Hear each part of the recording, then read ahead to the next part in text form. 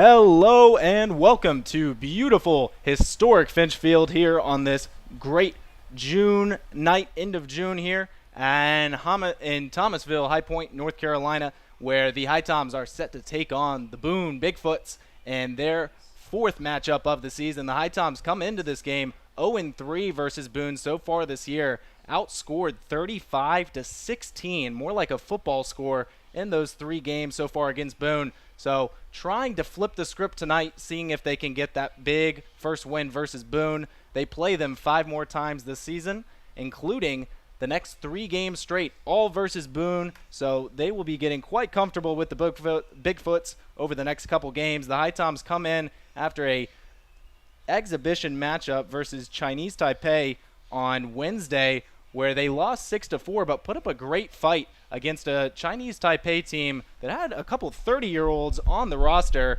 Led 4-0, ended up losing 6-4. However, a great performance, especially from starter Joe Areola, still on a pitch limit, however, through 3 strong innings.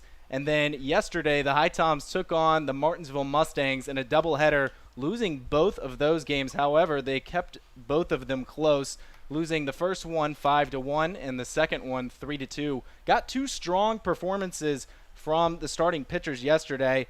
One from Merritt Beaker, going 6 innings strong, as well as White also going 6 innings. So 2 complete games yesterday, and a big part of a 6-game stretch for the HiToms, where they are starting to allow less runs. David, what do you think about the recent limiting stretch from the HiToms starting pitching? Well, it's kind of gone backwards, right? So you started the year with pitching being the issue, and then the offense couldn't show up. In these last few games, it's kind of been the opposite. The pitching has started to get going, and now the offense has slowed down a little bit.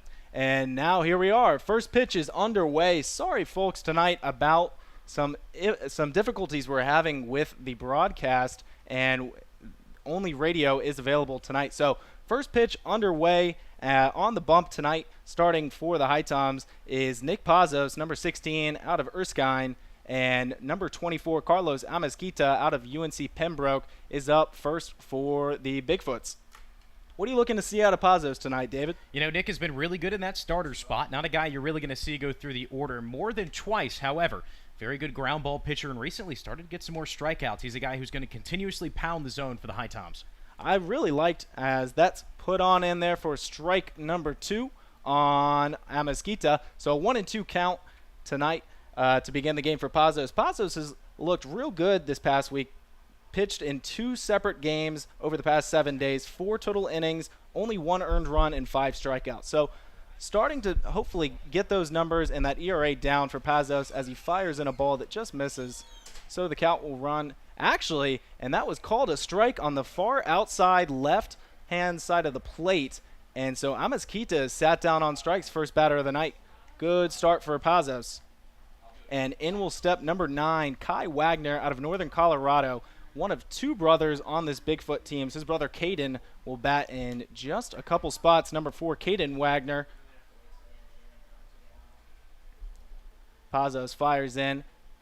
First pitch just outside. Looked at about the same location as the strikeout pitch. However, not getting the call that time. So a 1-0 count on Kai Wagner. And that is sent into the air by Wagner. Kepley doesn't have to move very far.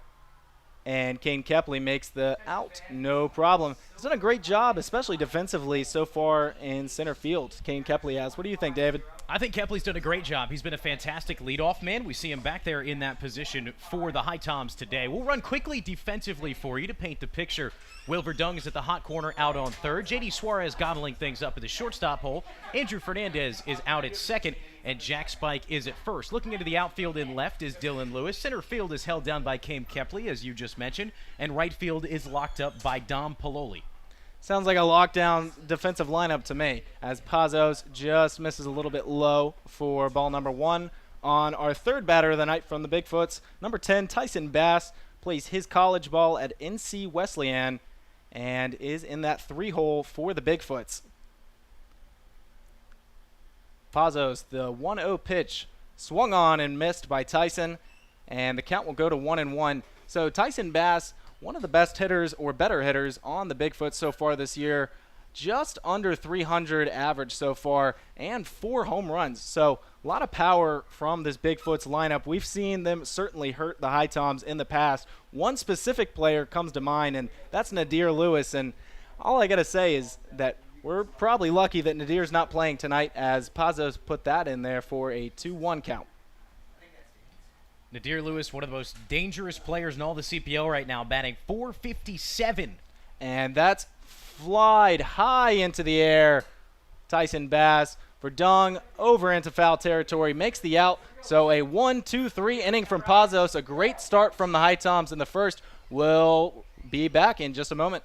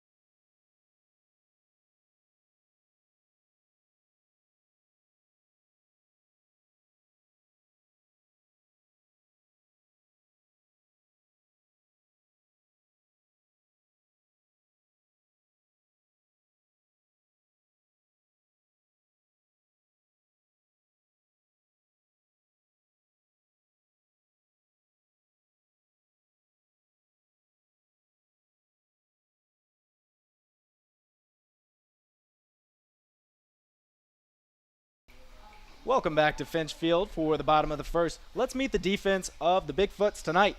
At third base, Kai Wagner. At shortstop, Carlos Amasquita. Playing second, Braden Simpson. At first, Juan Carlos Navarro. And on to the outfield, playing in left tonight, Justin Reed. Over in center is Max Weller. And down in right field is Tyson Bass. On the bump tonight to start for the Bigfoots is Daniel Dewey, number 29. And catching behind the plate is Rogue Wallace. So, strong lineup, a lineup the HiToms are familiar with, and one they hopefully can do some damage with. The 1-2-3 hitters for the HiToms to start the game is number 1, Kane Kepley, and he'll be up to bat right now. Number 2, Will Verdung, and number 29, Jack Spike. He'll be the 3-hole. The HiToms have kind of shook up the order a little bit. Not normally the guys that you normally see coming in the 3-4-5 hole that the HiToms have lined up. However, trying to change anything that they can offensively to just find some sort of a rhythm. Exactly. Trying to get something established at this point. HiToms, losers of 3 straight. Record has fallen all the way as that was put in there. First pitch misses from Dewey for a 1-0 count on King Kepley. But exactly what you were saying, David. It seems like the HiToms bugaboos sort of have kind of flip-flopped. What was the problem in the beginning was the pitching has been much better recently, as that was fired in there for a strike from Dewey. The pitching has been much better recently. However, the hitting has now seemed to be slumping. The HiToms need to find a way to get it both going at the exact same time, as that is just in there for strike 2 on Kepley. Yeah, Kane Kepley is one of the best eyes in the entire CPL, in my opinion. There's not a guy who you're going to find who can lay off pitches as close as he can to the zone with the effectiveness that he can. Exactly, and that hot hitting and that good eye at the plate has clearly shown as Dewey fires that in there, and Kepley does put it just into the glove of the left fielder, Justin Reed, for the first out of the inning. So into the batter's box steps number 2, Will Verdung. And Will Verdung, I just don't think there's any other way to describe it than he has been the star and the leader of this HiToms team so far into the season. Still sporting a batting average just north of 350, a 356 batting average is Will Verdung. as Dewey gets set to fire in the first pitch to Verdung. Verdung swings on it, and just as we were talking about it, another hit is piled onto the stat sheet for Will Verdung. And into the batter's box now will step number 29, Jack Spike. Up to bat now, number 29. So Verdung continuing to just do his job and just continue to rack up the hits, as that's another single and a base runner for Jack Spike. We do apologize. A bit of technical difficulties with our score bug as well. The first base does not show up on your screen. However, Will Verdung is safely aboard over there. We promise you guys that he is standing over on first. But he could be on second not too long from now. He leads the HiToms with 8 steals.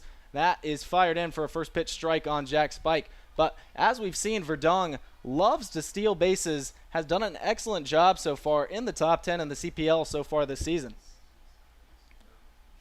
Dewey fires, fouled out of bounds by Jack Spike, 1-1. Yeah, Jack Spike has really been kind of one of the quiet guys, if you will. He's got over 10 hits. He's got double digit.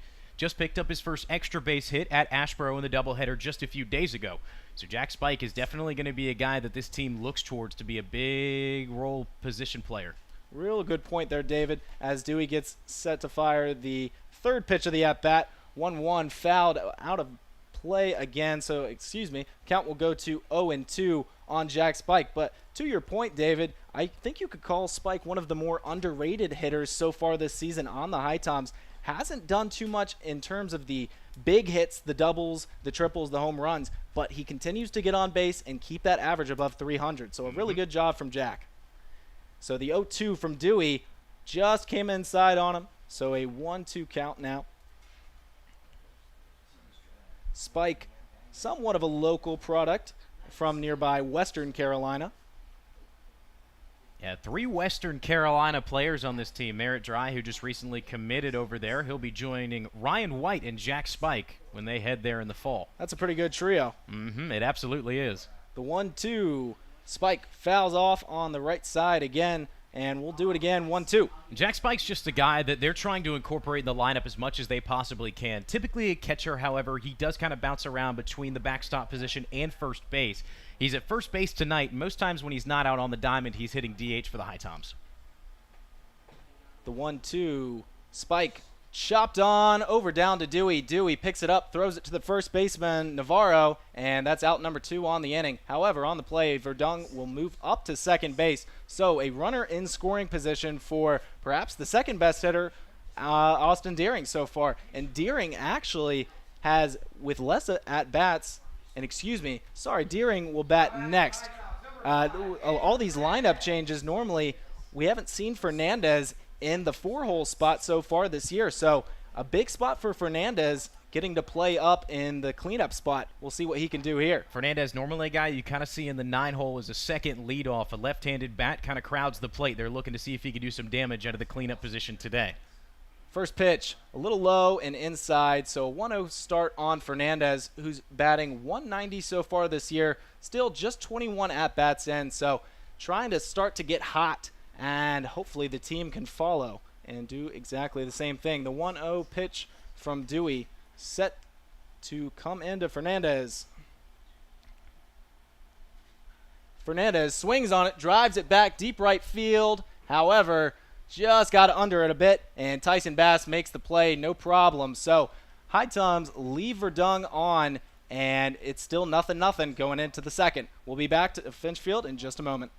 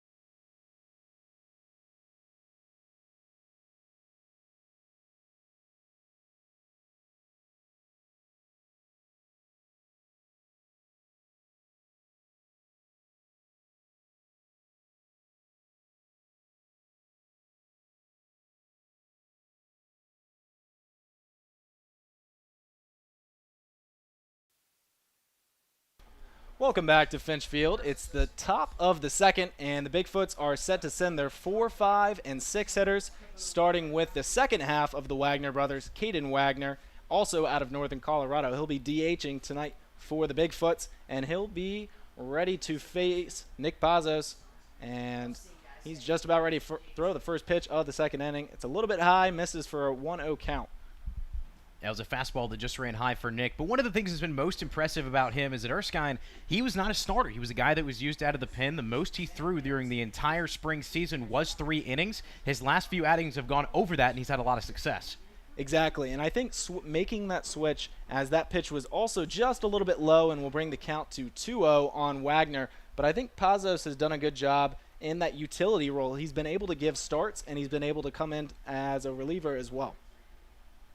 So the 2-0 pitch to Wagner. Pazos fires in. Wagner swings on it, and it's grounded on over to J.D. Suarez. Makes the play, no problem. Fired across to Jack Spike at first. So first out down, and something we're not used to seeing so far here this season at Finch Field is a quick start to this game and no base runners for the Bigfoots. Something you like to see. I'm going to back you up there because the last 2 times that Nick Pazos has started on the mound here at Finch Field, he's gone 1, 2, 3 down the order for the first 3 innings.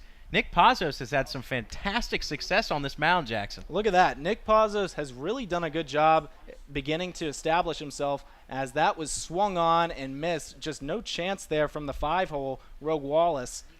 As with many other guys on this mound, I would agree with you. However, Nick Pazos has been wheeling and dealing for the Tommies. Absolutely. And as I mentioned, really hard, as that was a little bit outside as well. So count goes to 1-1. But as I mentioned earlier in the broadcast, pitched a couple times in the past week, and 4 innings pitched, just 1 earned run. So much better compared to those first 6 innings from Pazos.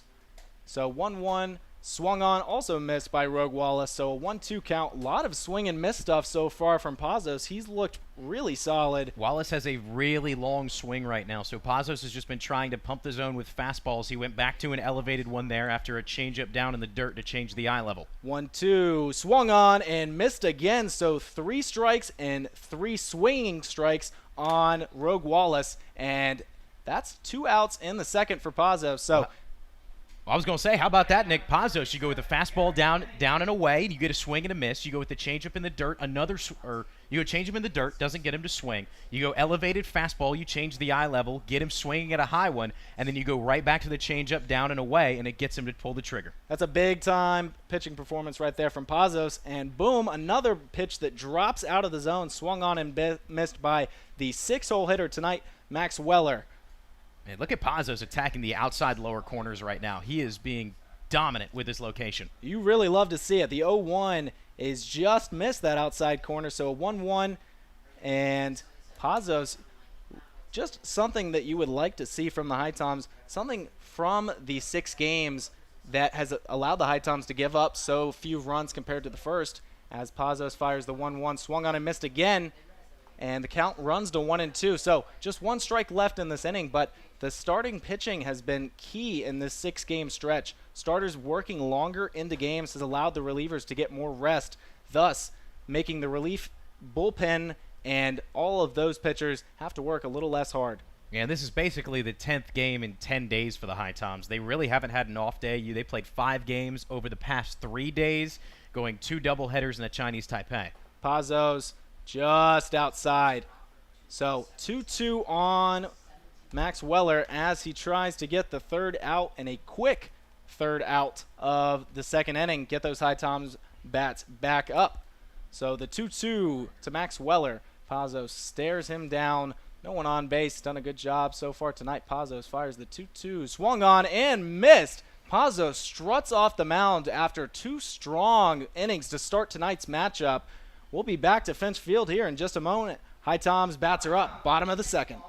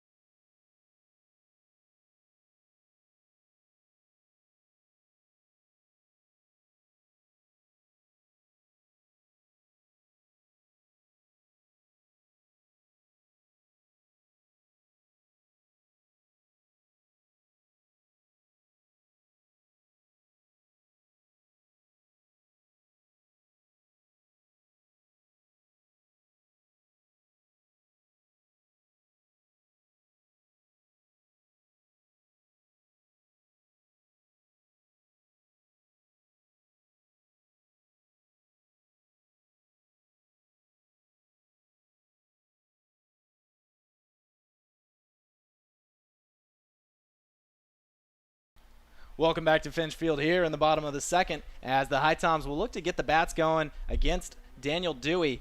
Dewey on the year so far, 12 innings pitched and a 7.3 ERA as he gets set to fire in the first pitch to Deering. Deering watches it fly by for a ball, so a 1-0 count on Deering. But Dewey has struggled a little bit so far for the Bigfoots this season. Seems to be kind of a 4-5 backhand rotation guy as the second pitch is in there for a strike on Deering.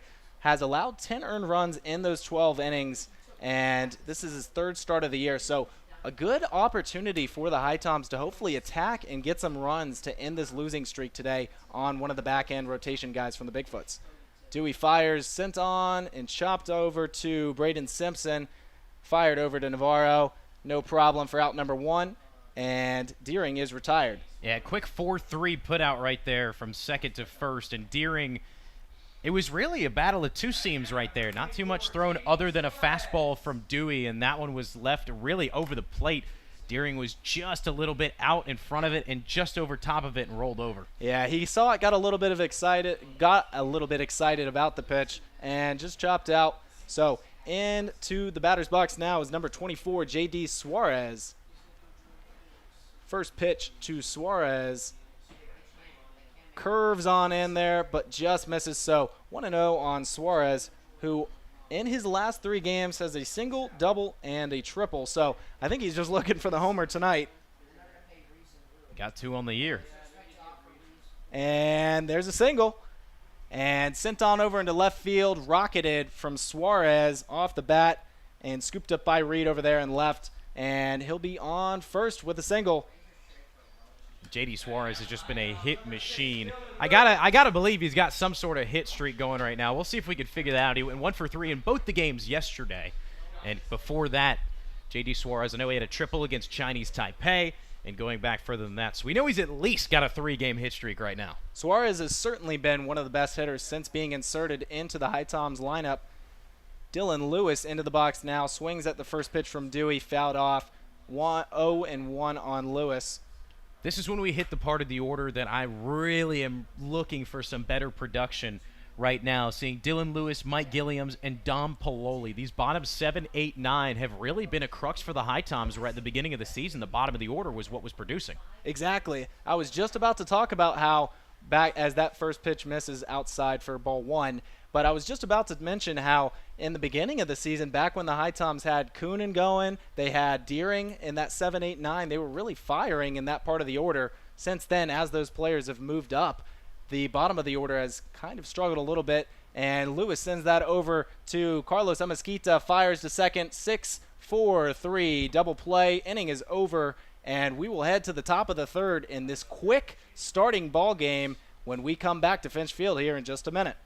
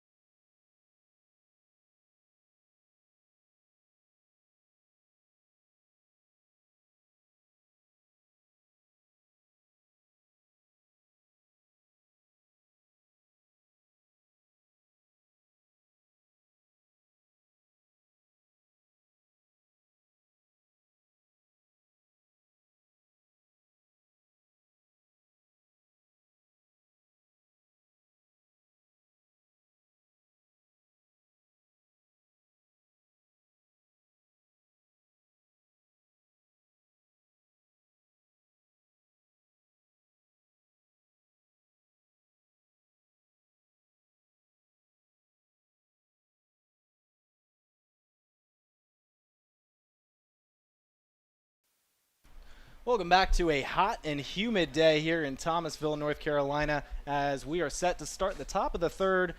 Up to bat for the Bigfoots this inning will be their 7, 8, 9 guys, as Nick Pazos has done an excellent job so far through 2 innings, keeping no runners on the paths for the Bigfoots and striking out 3. As he fires in his first pitch, misses just a little bit high. Juan Carlos Navarro up to bat for the Bigfoots. So far this season in limited playing time, just 6 at-bats, still looking for his first hit, however. Would certainly hope it does not come tonight against the HiToms. Fouls that one out of play. Count will go to 1-1. But really good to see Pazos continuing on his hot stretch over this past week or so. So far this game, really someone that was going to be a big role player in terms of pitching for the HiToms this season. So good to see him as he fires some high cheddar in there on Juan Carlos Navarro, and he cannot catch up to it. So a 1-2 count on Juan Carlos. Pazos continues to impress tonight so far in the third inning. That one is a little bit high and away, and the count will run to 2-2 on Navarro. Big part of the success tonight for Pazos has been able to locate that fastball. As he locates that pitch, however, fouled off the bat of Navarro, and will do it again, 2-2.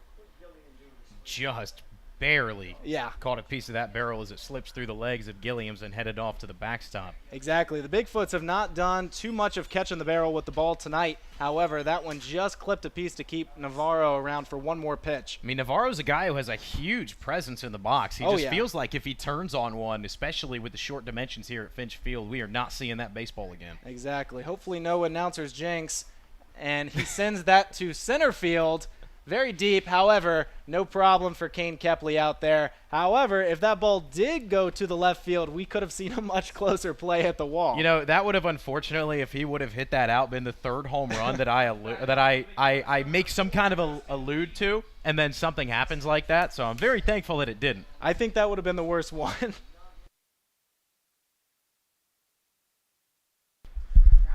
All right, into bat now for the Bigfoots, number 4, Justin Reed, left fielder, as Pazos 7 up, 7 down to begin the game. Fires that one just a little bit outside, fastball for a 1-0 count on Justin Reed. Justin Reed is from UVA Wise, and Pazos puts that in there, and let's hope that Mike Gilliams is okay. Looked like he potentially could have been hit by that pitch trying to block it. A fastball that may have just missed Gilliams' glove and hit him in a place where the padding isn't there. As he's squatting down, head coach Sean Stevens coming out to check on him, still down on a knee. However, seems to be just in a little bit of pain, but able to walk it off.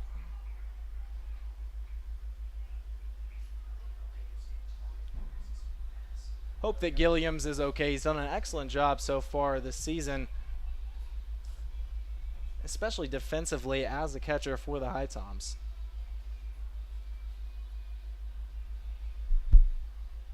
Still grabbing what looks like kind of that upper leg area. Potentially could be an issue with the groin area as well. Hope that he's okay. We'll take a break here as they continue to check on Gilliams. We'll come back to Finch Field here in just a moment.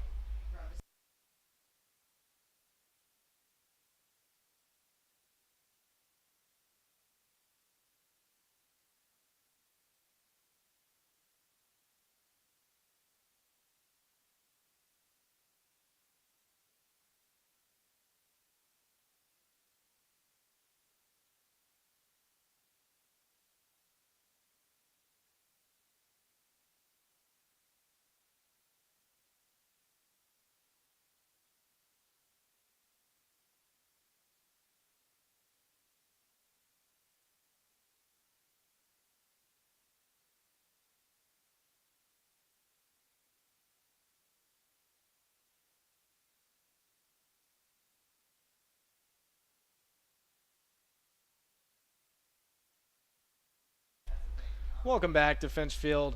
It looks like Gilliams is okay as he's staying in the game and seems to have just gotten a little bit shaken up there and is good to go. So a 1-1 count on Justin Reed is the situation. 1 out here in the top of the third. HiToms and Nick Pazos doing a great job so far tonight against the Bigfoots.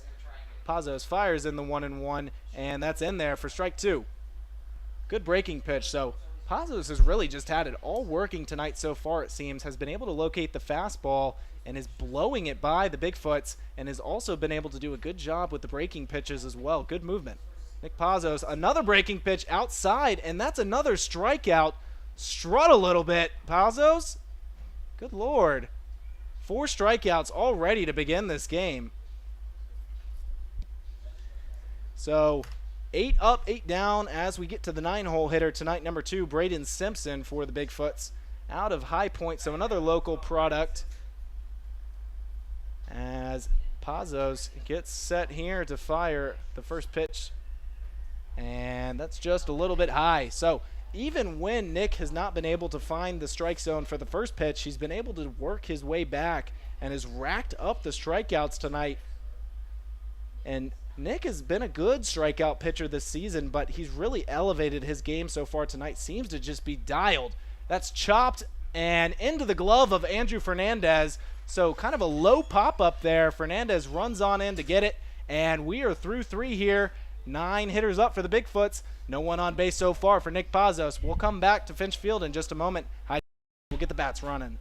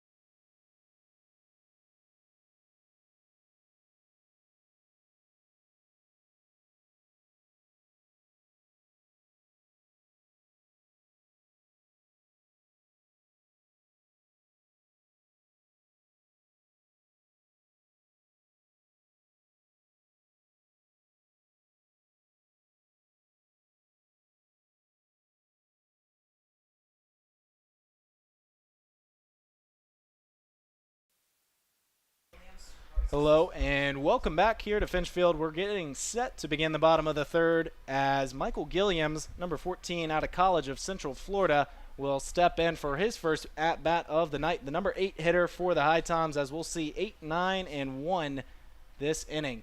Dewey's first pitch is swung on and dived, and a great play made by Braden Simpson over there at second as he's started to make a couple plays so far tonight. So another quick out to begin this third inning. That was a rocket by Gilliams, too, as he had to dive down to one knee on his opposite side, ends up getting up and spinning, ends up in time over to Navarro. So in now will step Dom Pololi out of NC State. And Dom has done a solid job so far this season, especially in the beginning. However, struggles a little bit as of late, looking to get it going again. Sporting a 182 average as Dewey fires that first pitch in there, just a little bit low for a 1-0 count on Dom. Pololi done a great job so far getting on base via the walk. Second on the team so far with 10 walks as a 2-0 count on Dom now. So in less games, just 22 official at-bats so far this year for Pololi, but 10 walks.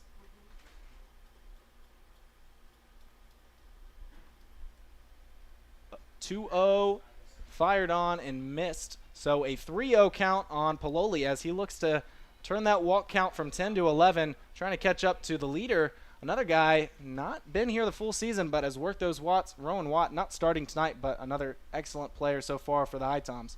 Dewey's pitch, 3-0, swung on, so a 3-0 green light for Dominic Paloli, and it will come with nothing to show for it as Amaskita makes the play no problem, short to first, and 2 outs in the inning. So a very quick moving game so far this season. One of the fastest starts through 3 we've seen so far at Finch Field this season. And we'll wrap around to the number 1 hitter for the HiToms, see Kane Kepley's second at bat tonight. He lined out and his first. Dewey fires the pitch outside, 1-0 to start Kane Kepley.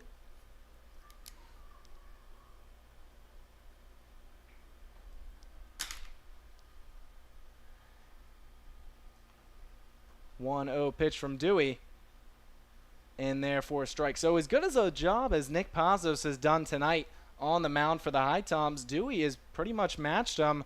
Pazos has allowed Pazos allowed no base runners, and Dewey has allowed just 1. So both pitchers doing a good job so far through the first 3 innings. A little bit low there, so the count goes to 2-1 on Kepley. And Kepley, a guy who's going to watch a lot more than he swings in most chances. At Liberty, he batted .301 with an on-base percentage of .458. When you've got a tally like that notches up 150, it's a pretty good number. 3-1 now on Kepley, as that's a little outside. So common miss point tonight for Dewey has been on the outside of the batter. Doesn't matter if he's facing a lefty or a righty, his miss has been outside tonight. So a 3-1 pitch hitter's count for Kepley, and he will perfectly just sit there and watch it fall in there for the second strike of the at-bat. So full count now here in the bottom of the third, 2 outs for Kane Kepley. That was a breaking pitch that just caught the bottom part of the zone. A very good location from Dewey. Just scraped it. Dewey, the 3-2 pitch, and misses outside again. So the common miss point tonight, we'll see if that continues to be a problem for Dewey as his first walk of the night is issued to Kane Kepley. So in steps Will Verdung with 2 outs in the inning. He singled his first time up tonight, as he so often does. Got on base, left out there stranded, but this time, good job from Kane Kepley to get on base in front of him. 0-0 on Verdung as the first pitch is thrown on, swung on by Verdung, and he is 2 for 2 now. 2 hits, 2 singles, and 2 pitches seen. He has not waited around for much tonight, as he has jumped on the first pitch both at-bats tonight and has 2 singles to show for it. So something brewing here with 2 outs in the bottom of the third for the HiToms. In steps Jack Spike. It's one of the things that was talked about pregame. Let's stop watching and analyzing. Let's swing the bat. That's how you're going to get on base. Exactly what Will Verdung has done. He's ambushed 2 fastballs and put them both out into left field with 2 swings. Exactly. Love to see this aggressive start. Absolutely need the HiToms to get ahead early today. Give some confidence to Pazos, who's really been working. First pitch from Dewey is outside again. So as the innings have continued and the pitches have begun to rack up for Daniel Dewey, we have seen that outside miss begin to appear more often than it did through the first 2 and has led to some trouble here. So something brewing. 1-0, just caught the left side of the plate. So a 1-1 count on Jack Spike. A little battle between 29 versus 29. Dewey versus Spike. If Spike could come through here, the HiToms could have themselves an early lead. And pitch clock violation. Pitch clock violation on Dewey. So now our umpires are going to confer here right next to the mound. We have the second base umpire saying, kind of tapping his chest, saying maybe that's my bad. I don't think there was a pitch clock violation. I think that it was just a miscall from our umpire. All right, he's pointing to his chest. He said, my bad, my bad. Little mistake. Umpires are people too. All right, so here's the situation again. 2 on, 2 out, bottom of the third, and a 1-1 count on Jack Spike. Dewey fires the pitch, and outside and low. So 2-1 on Jack. Jack has done a great job so far this season, coming through in those big moments. 5 RBIs in his limited play so far this season. One thing he does really nicely is just poke the ball in for a nice single. Let's see if he can do that here. 2-1. Low, 3-1, so another hitter's count as Dewey has been behind pretty much every hitter so far this inning. Could have been much worse. Remember, Pololi had a 3-0 count on Dewey and swung at the 3-0 pitch and grounded out. So even more chances, but a 3-1 count here for Spike. 2 on, swung, and that's going to get through, get past the third baseman, and coming in to score is Kepley. Verdung's rounding third. They're going to send him home. Sean Stevens sent him home, and they had no chance. So a 2 RBI double from Jack Spike comes through in a big spot with 2 outs, and the HiToms lead 2-0 in this one. What a way to pick up your second extra base hit on the year. Let's roll it all the way out to the wall with a screamer down the left field line as Jack Spike now stands out on second. HiToms still looking to do some more damage as Andrew Fernandez digs in from the left side. My apologies. I was calling Jack a single guy, and here he does, spiting me with the double. So and we love to see it. The one time an announcer jinx actually works in a positive manner as that pitch is missed outside again from Dewey. So Dewey has started to struggle here in the third after a strong first 2 2/3, honestly. He got 2 quick outs here in the third, but has since gone as a big swing and a miss there from Fernandez. Fernandez was trying to put that across the street down at the fire station. He was trying to get rid of his slump and struggles in one big hack right there. Absolutely. And he just missed it, too. It was a fastball the barrel just slid under. Exactly. So we'll do it again. A 1-1 count on Fernandez. More meat on the bone as Spike stands out there on second. And that is just going to lazily fly on out of the zone for a 2-1 hitter's count on Fernandez. Spike badly wanting to cross home plate and get the Tommies up 3-0 in the third if Fernandez can come through with a hit here. Dewey's pitch is swung on and fouled off. So a 2-2 count now on Fernandez. A lot of 2s, 2 outs, 2 on. Excuse me, not 2 on. That was the 1-2 that's not there. But 2 balls, 2 strikes, 2 outs, and 2 runs. That was a scary good breaking pitch. That started over the middle of the plate and started right inside on the lefty Fernandez. He had nothing to do but swing. Even if he made contact, it would have been right on the handle. Let's see what he comes with here. Dewey swung on, sent up into the air. Rogue Wallace is not going to be able to get that as it'll just drift out of bounds behind home plate. So the count will stay at 2-2. Big moment here early in the game. The HiToms have needed to do a better job of coming through early and taking the lead, and have done so here tonight, trying to continue to add the runs as we've seen so far.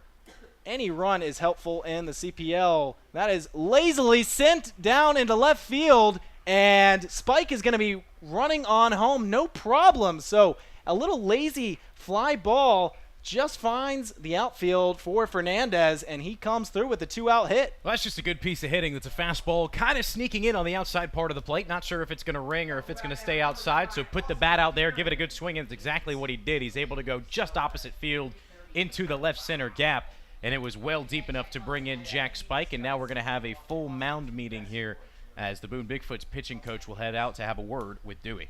Yeah, it seems that Dewey, after that strong start, has just not been able to find it recently, has been getting behind on almost every pitcher he's faced since getting that second out in the third inning, and it's clearly just kind of run up on him as we've now seen walk, single, RBI double, and RBI single from the HiToms, all with 2 outs. So HiToms are doing pretty much checking every box that we wanted them to improve on. They're doing a better job getting ahead early, doing a better job getting in some good counts, and doing a better job coming through with 2 outs.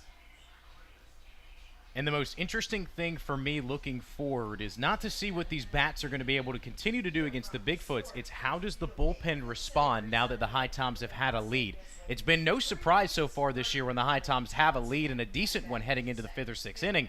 It's how to hold it past that point, because those have really been the innings that have given them the most trouble. Exactly. And we've mentioned several times now as that ball was missed just a little outside, so a 1-0 count on Austin Deering. And for his second at-bat tonight, he grounded out his first time up. 1-0 count on Deering.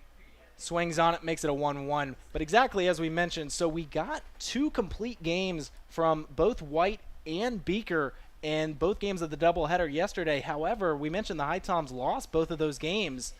Just were not able to do enough from the bats to provide for the hitting, for the pitching. And that's fouled off from Deering, so a 1-2 count. So we'll see what that mound visit has done for Dewey. Behind, as I mentioned, on just about every batter. However, ahead on Deering, a 1-2 count. Fernandez, sorry. Well, I was going to say, after you watch kind of the scouting report via the eye test here, Austin Deering is a guy who's not going to get you deep into counts. He's going to swing at a lot of pitches. However, he's a guy who will draw a lot of doubles. He leads the HiToms in doubles right now and is tied for the most in the CPL. And he strikes out there, so hopefully he'll be able to come through next time. However, the HiToms, great start. They're up 3 through 3.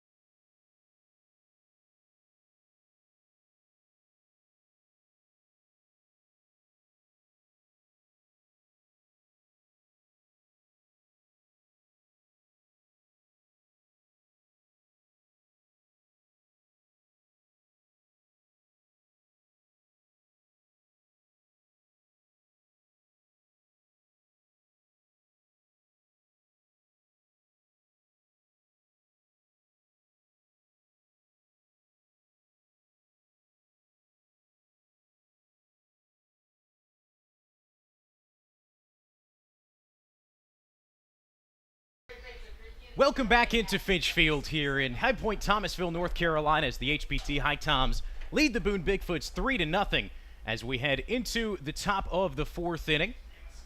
As once again, unfortunately, due to some technical difficulties, our cameras are not operational today, so we're bringing it to you radio style as Nick Pazos' first pitch he delivers is a cold strike on the bottom part of the zone. So that'll get things started 0-1. Back to the top of the order for the Boone Bigfoots. They have the 1-2-3 up. Carlos Amisquinta is dug in from the left side. Struck out looking in his first plate appearance as Pazos has rolled through the front part of this order. A fastball reigns too far inside. So the count now moves to 1-1. But so far, Pazos has gone through this order. Strikeout looking, fly out to center, pop out to the third baseman, ground out to the shortstop, strikeout, fly out to center, strikeout, line out to Andrew Fernandez at second, as that one's fouled out of play down the third base line, and the count moves to 1-2. Pazos has been a very good situational pitcher for the HiToms so far this year in the starting role. Like I had mentioned earlier in the broadcast, Nick Pazos, not a starter at Erskine College, however, coming to the big role here for the HiToms, and he has done phenomenally so far. This is now his 3rd straight start that he's gone through the front side of the order, 1-2-3. So a very familiar situation for Nick Pazos as a ball misses just outside on Amisquinta to move the count to 2-2.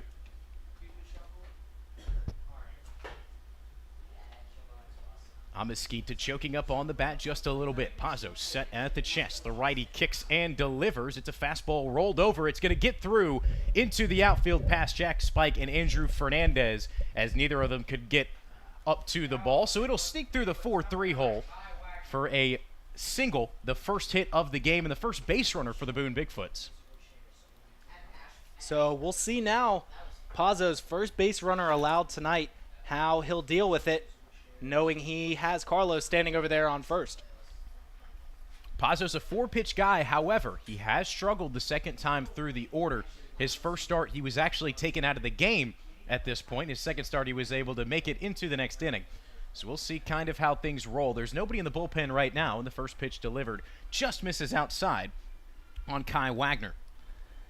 And Kai Wagner has been no slouch at the plate this year. 364, still very early in his season, but a great average so far from Wagner. Pazos now working out of the stretch, dangling his right arm. Now comes set to position, kicks and delivers, and a fastball trails away, however, catches the outside part of the plate. So the count now moves to 1-1. HiToms picked up all 3 runs last inning as the Barrels got going. A quick pick and nice footwork there from Nick Pazos. Kind of had Mesquita reaching out there. Jack Spike almost had the tag in front of the lead hand. However, getting back safely to first is Carlos Mesquita. Pazos another look back to first. Now centers his attention towards home and towards Wagner. Kicks and delivers, and off-speed catches the bottom outside part of the plate. And Strike 2. And David, a complete swap this game starting tonight from game 1 of the doubleheader, where they just could not seem to bring in a runner on base, and tonight bringing home all runners on base, at least in the third. Defenses also look clean tonight. Errors have been another plague of the HiToms. Pazos another quick pick back to first. It will not be in time. Jack Spike applies the tag on the back of Mesquita. Flips it back over to Pazos on the mound. He finally allowed his first base runner of the night, and he is not trying to let him go anywhere. It's the leadoff man, too, and you know Mesquita has that speed. A nod. Here comes the runner. It's a swing and a miss. It'll be a strikeout, and the tag down at second is not in time. Gilliams one-hopped it into the glove of J.D. Suarez. However, Mesquita will have himself a stolen base. It'll be the first out of the inning via the strikeout. So 1 down and a runner on second for the Bigfoots. Already 5 strikeouts tonight for Pazos. So we'll continue to closely monitor the bullpen action here. Nobody really up at the moment. Somebody's swinging their arms around, however, nothing serious, as if Pazos were to be in any danger of leaving this game. It now brings up the 3-hole hitter in Tyson Bass. He popped out to Will Verdung in foul territory his last at bat. Righty on righty matchup. It's an off-speed put out towards Kane Kepley in center. Kepley ranging back, takes 5 or 6 steps, able to make the play. Now fires down to third, cut off by Suarez. Mesquita goes in standing. Maybe would have had a chance if JD doesn't cut it off. However, not knowing if that throw is on line or not, just decides to glove it. So Mesquita moves up to third. The Boone Bigfoots' first runner now stands 90 feet away with 2 outs. And I still think that you'll take that trade-off every time. You'll take the strikeout even if it means that runner's now standing on third. 2 outs in the inning, it's going to take a hit either way, most likely. So after the flyout from Bassett, now brings up Caden Wagner. The righty designated hitter watches a 2-seam fall outside of the zone. I'd like to see a double brother strikeout special here from Pazos. He already struck out Kai. Let's see if he can get the other one to end the inning. A double here. brother strikeout special. That's a mouthful right there, I was going to say, Jackson. that is a mouthful. Pazos kicks and delivers. It's another off-speed. This one catches the top outer part of the zone. So very similar pitches. This one falls in for a strike.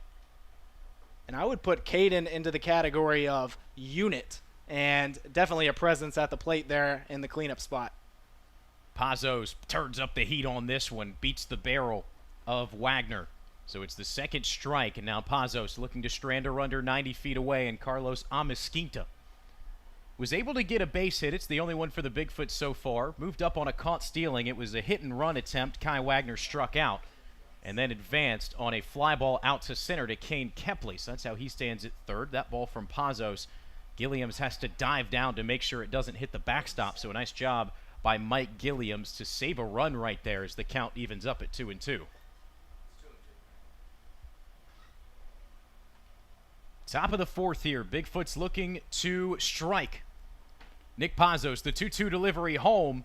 Cold strike 3 on the outside part of the plate. Nick Pazos is hot and rolling right now as he sits down the designated hitter, Caden Wagner. We'll be right back to see if the HiToms can extend upon their lead when we come back from historic Finch Field.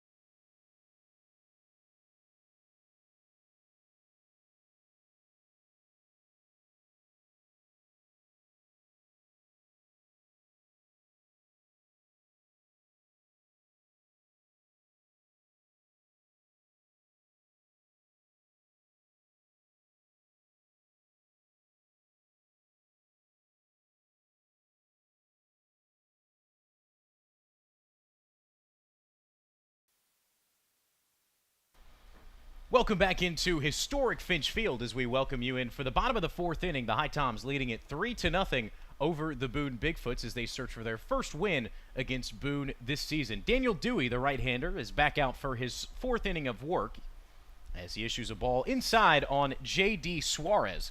As up for the HiToms will be the 6-7-8 hitter. Dylan Lewis will stand on deck, and Mike Gilliams is in the hole. Big inning here for Daniel after a 3rd inning where he seemed to struggle after getting 2 quick outs. Dewey sets at the belt, kicks and delivers, and it's an off-speed called for a strike on the bottom part of the plate. So we'll see how much longer Dewey lasts. If the HiToms are able to get to him a little bit, get a couple runners on base, you'd have to think that may be the end of Dewey with 1 visit already. There is an arm warming up in the pen, and Dewey sends that one awry as it hits the backstop. Missed the entire glove of Rogue Wallace as it bounced towards the backside of the lefty's batter box.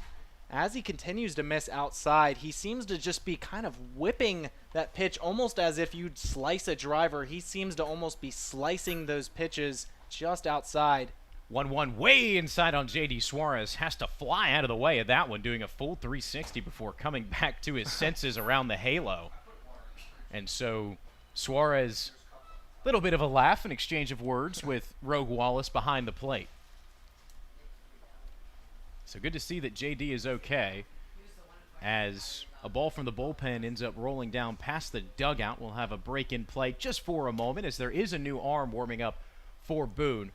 It's a right-handed arm. We'll give you a number when we figure it out. David, I'm not going to lie. I don't know if that's the best of signs if the bullpen is having pitches delay the game because they're ending up at the backstop. And that will be ball 4 issued on J.D. Suarez. So after a first pitch strike, 4 straight balls issued. And so the leadoff man for the Tommies is on. As shadows now covering the entirety of the field. The sun has gone down behind the first base line here at Finch Field. Wind blowing in about 3 to 5 miles an hour out of left. And you'd have to think if Dylan Lewis is able to get on base here, get any type of hit to fall, this is most likely Dewey's last batter of the night. Lewis grounded out to a 6-4-3 double play his first time up. This time he hops onto a fastball, rolls it over towards the third baseman. No play at second, so he'll fire over to first as it will go Kai Wagner over to Juan Carlos Navarro for the first out of the inning. J.D. Suarez moves up to second. Batting now, number 14, Mike Gilliams. So now up stands Mike Gilliams, starting catcher for the HiToms. He'll dig in from the right side. Dewey will continue to work out of the stretch position as Gilliams grounded out to the second baseman his first time up. Made it a close play as it was a rocketed ball, but a good diving play from Braden Simpson kept it in the infield. First pitch moves for a ball. And Gilliams got hit real hard on a ball from Pazos that seemed to miss his protection.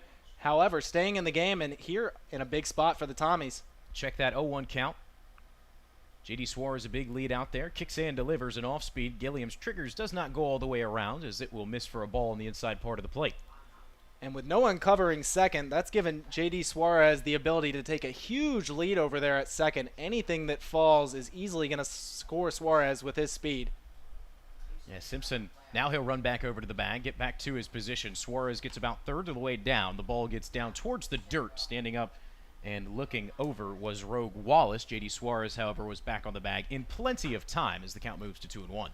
We mentioned J.D. Suarez had a triple just on Wednesday against Chinese Taipei, and he was moving. Set out the belt, kicks and delivers. J.D. is going. Ball gets to the backstop. It's not going to matter anyways. It was too far inside for Rogue Wallace to glove it. How it didn't graze Mike Gilliams and how that ball found the slightest of gaps between his thigh and the glove of Rogue Wallace is unknown at this point, as there was a baseball-sized hole and the baseball found it. Exactly. And either way now, stolen base, pass ball, however you score it. We have a runner now at third base in J.D. Suarez. So sacrifice fly, sac play is in order now for Gilliams to go ahead and put the fourth run across the plate. I'm putting that one as a stolen base in my book, as Suarez was already going. Big swing and a miss on a fastball on the outside part of the plate. Brings the count back to full for Gilliams. It was a nice offering as the two-seamer ran away from him. Gilliams was thinking more 5-0 than 4-0 there. Most definitely. So the full count pitch. Runner standing 90 feet away in J.D. Suarez. Gilliams sends this one out of play over the net behind home, so we'll try it again.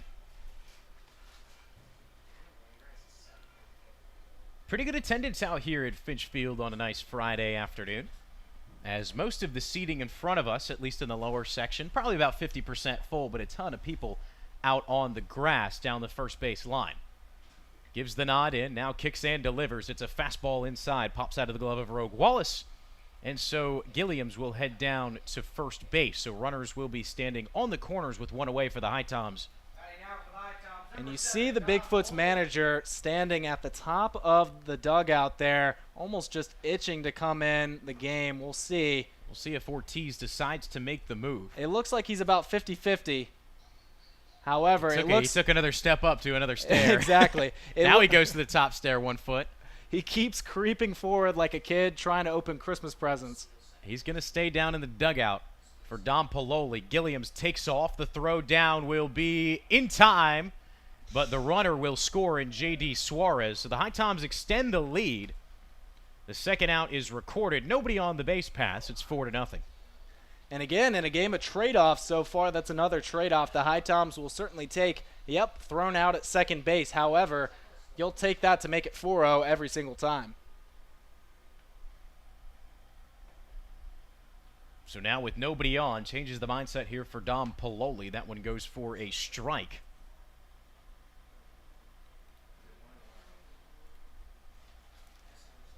So Dewey, although nobody on, still continuing to work out of the stretch. He's set on the inside part of the rubber. Kicks and delivers a two-seamer just low.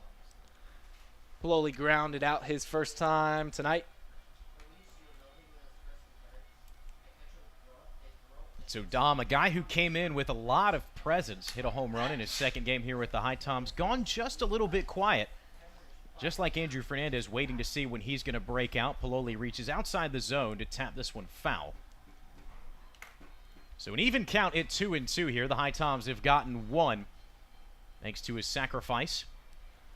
However, always a good chance for Dom or especially any other lefties tonight, as that field and right field, the wall is pretty short. Ball can get out of here in a hurry. 330 down the line. The wall actually comes in slightly as you're playing straight up in right field. It actually comes into about 325 before backing up and making its way into center at 380.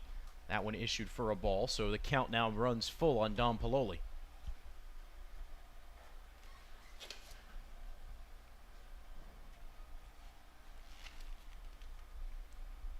A wide batting stance for Pololi. His front foot about 1.5 feet behind his back foot. Looking to turn on anything he can. Here comes the full count pitch, and off-speed fools him. It's called strike 3 right down the middle. Don Pololi will head back to the dugout, but not before the Tommies can score another one. It's 4-0 HiToms. We'll be right back from Finch Field for the top of the 5th.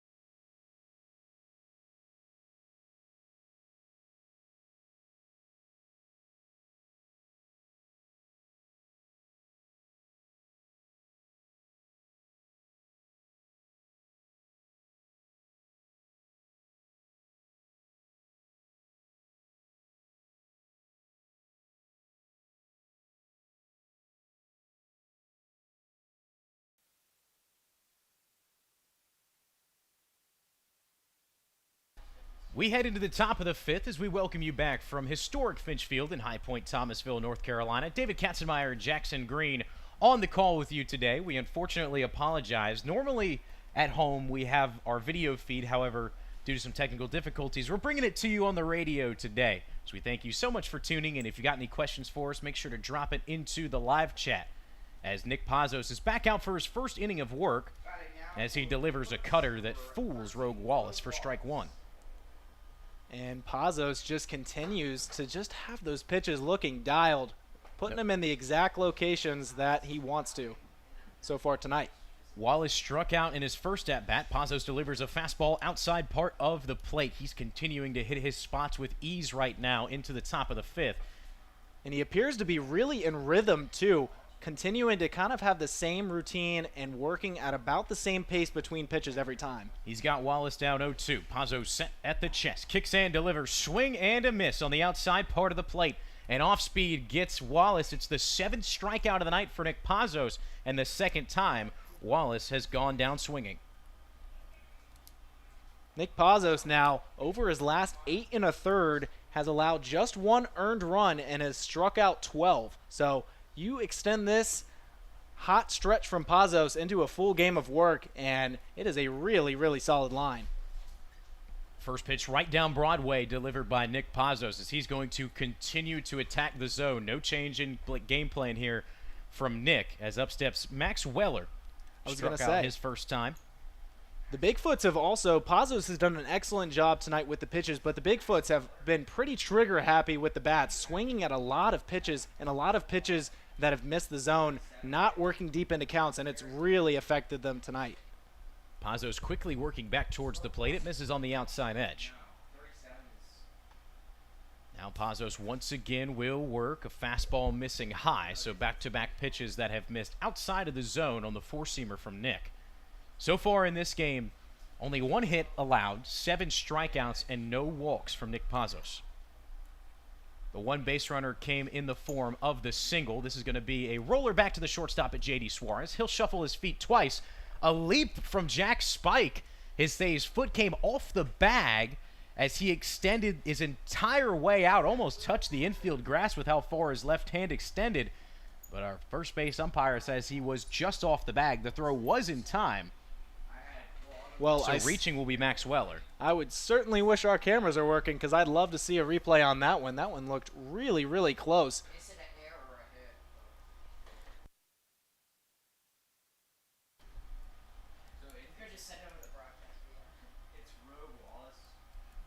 So Pazos back to the plate, continuing to force the issue. An off-speed called for a strike on Juan Carlos Navarro out of Long Island. Flew out to Kane Kepley out in center his first time up. It'll be ruled an error.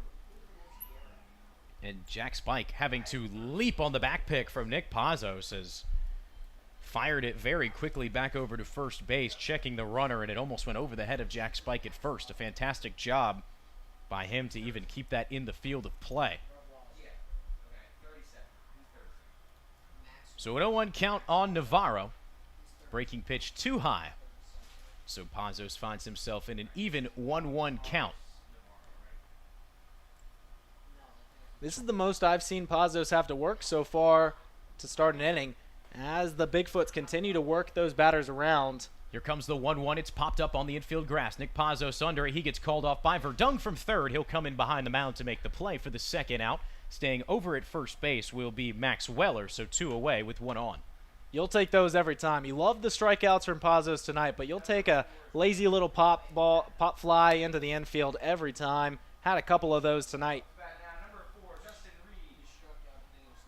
So now comes up the right-handed bat of Justin Reed, a strikeout victim his first time to the plate. Pazos was able to sit down 4 out of the first 9 batters via the strikeout.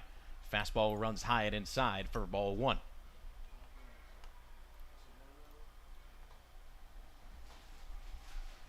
So dusk now settling in here over the field as Nick Pazos working the deepest he's gone this year from the starter role. Big swing and a miss. Pazos has all the Boone Bigfoot hitters fooled right now with his pitch mix. It's a 1-1 count. He'll shift his chest, look over towards first. Now sets right next to his chin. Fires. It's going to be a back pick from Gilliams, and just not in time down to Jack Spike. He applied the tag. However, the right foot of Max Weller was standing over on first. A little bit of extra attention being given to Weller over there on first. Third on the Bigfoots with 5 steals so far this season.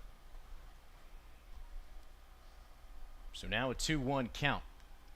J.D. Suarez the deepest of the infield right now with his toes on the outfield grass. Pazos delivers another fastball and another one missing outside. So now the count moves to 3-1 on the right-handed bat of Reed. We'll see if he has a green light here or if he decides to take. I think we may see a heater here. Braden Simpson standing on deck if needed. Here's a high pop-up, kind of out to no man's land. Andrew Fernandez and Don Pololi both running in on it. Pololi calls him off as he had to run a good amount, almost towards the infield dirt to make that play out and right. But Pololi is able to get it done as the HiToms strand 1 Bigfoot runner on base as Nick Pazos has rolled through 5. We'll be back to see if the Tommies can expand on their lead when we come right back to Finch Field.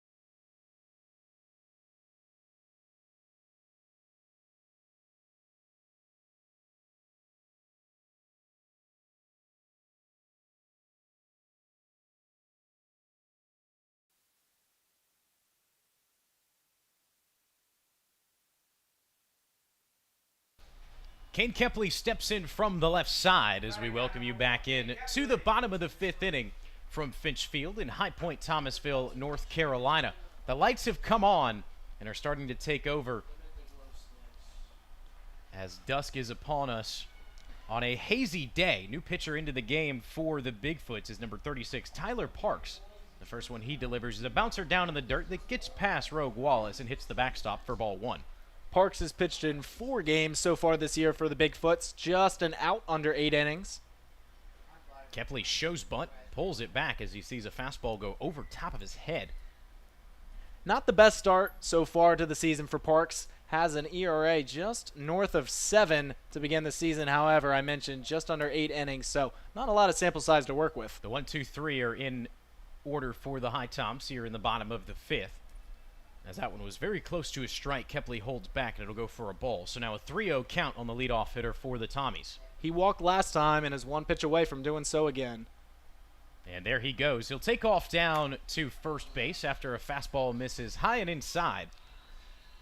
Love to see that. He walked last time and came around to score. Walked again, and in steps Verdung. 2 for 2 tonight as he just continues to get that average to keep on climbing up there.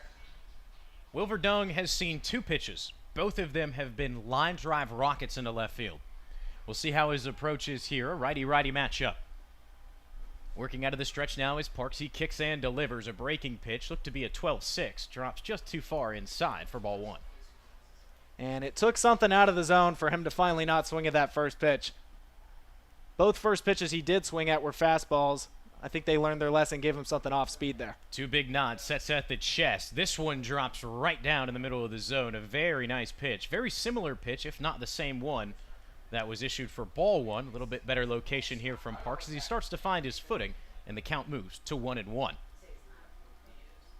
Parks, an emphatic nod to Wallace, swing and a miss. It's been 3 straight curveballs. Will Verdung went out of his way to try to swing at that one.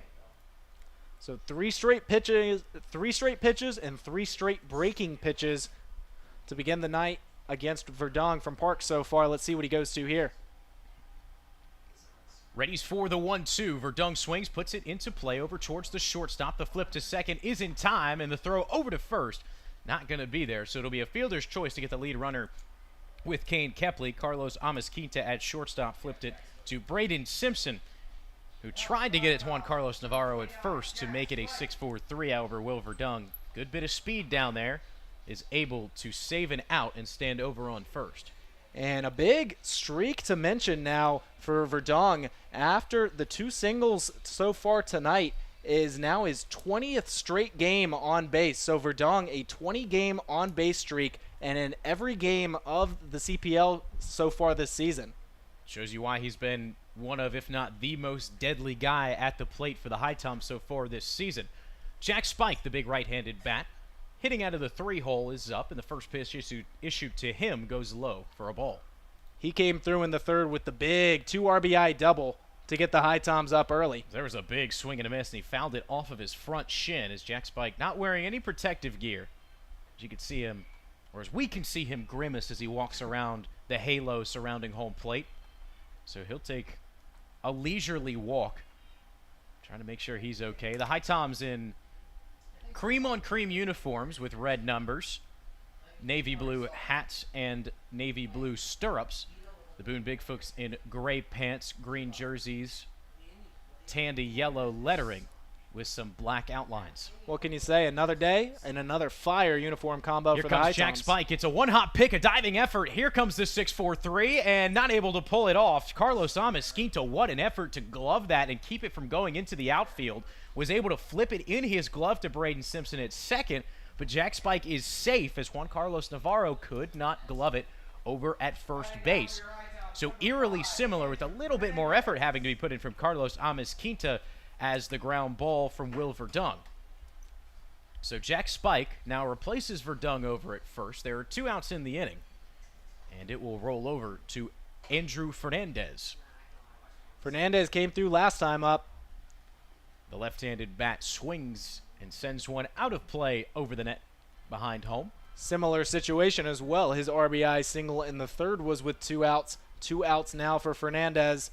See if he can get his second hit of the game and try and advance Spike down on to third base.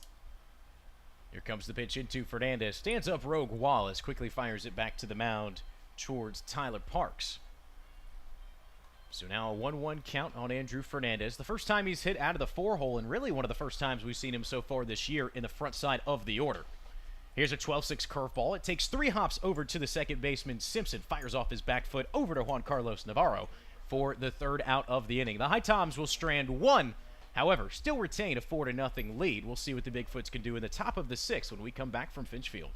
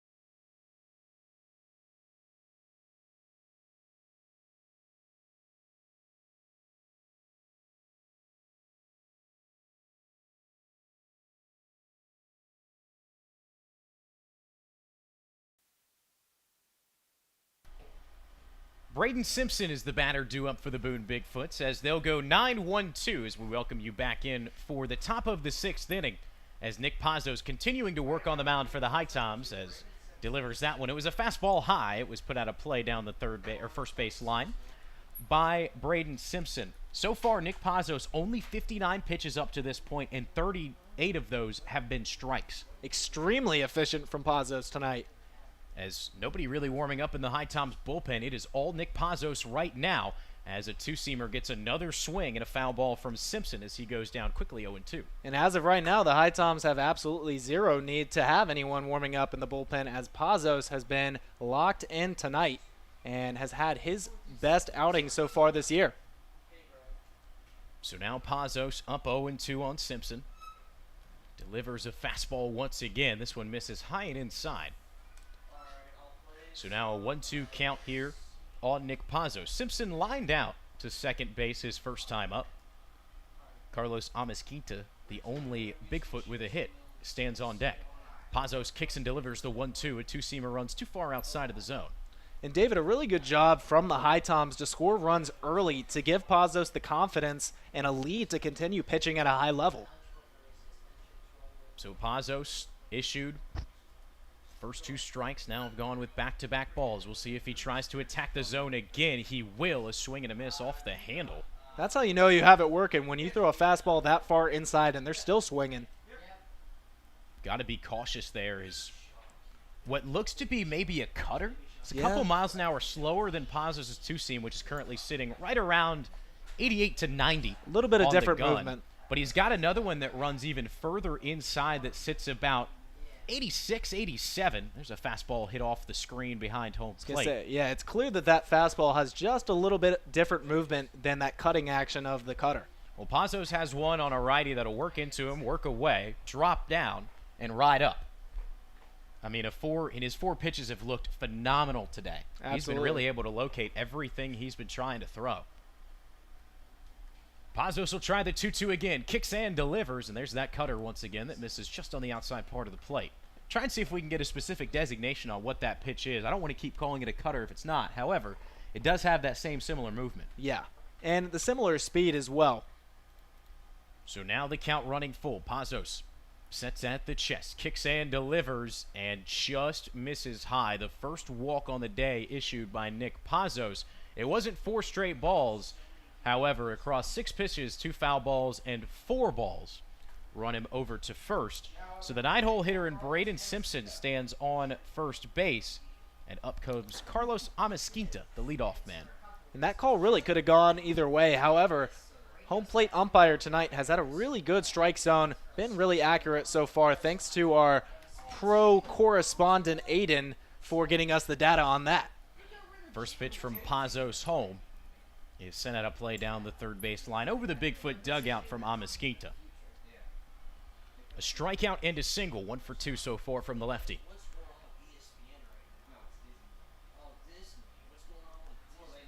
So Braden Simpson at a 2-step lead off of first. He'll get another one as Pazos gives a nod into Gilliams. Kicks and delivers a fastball high and outside. We'll see if and when the Tommies give a word down to the bullpen about somebody getting loose. We expect it to be Luke Barrow. However, due to the situation, we might see a different arm come into the game. Exactly. As good as Pazos has been tonight, still, he's not used to this many pitches in a game this season.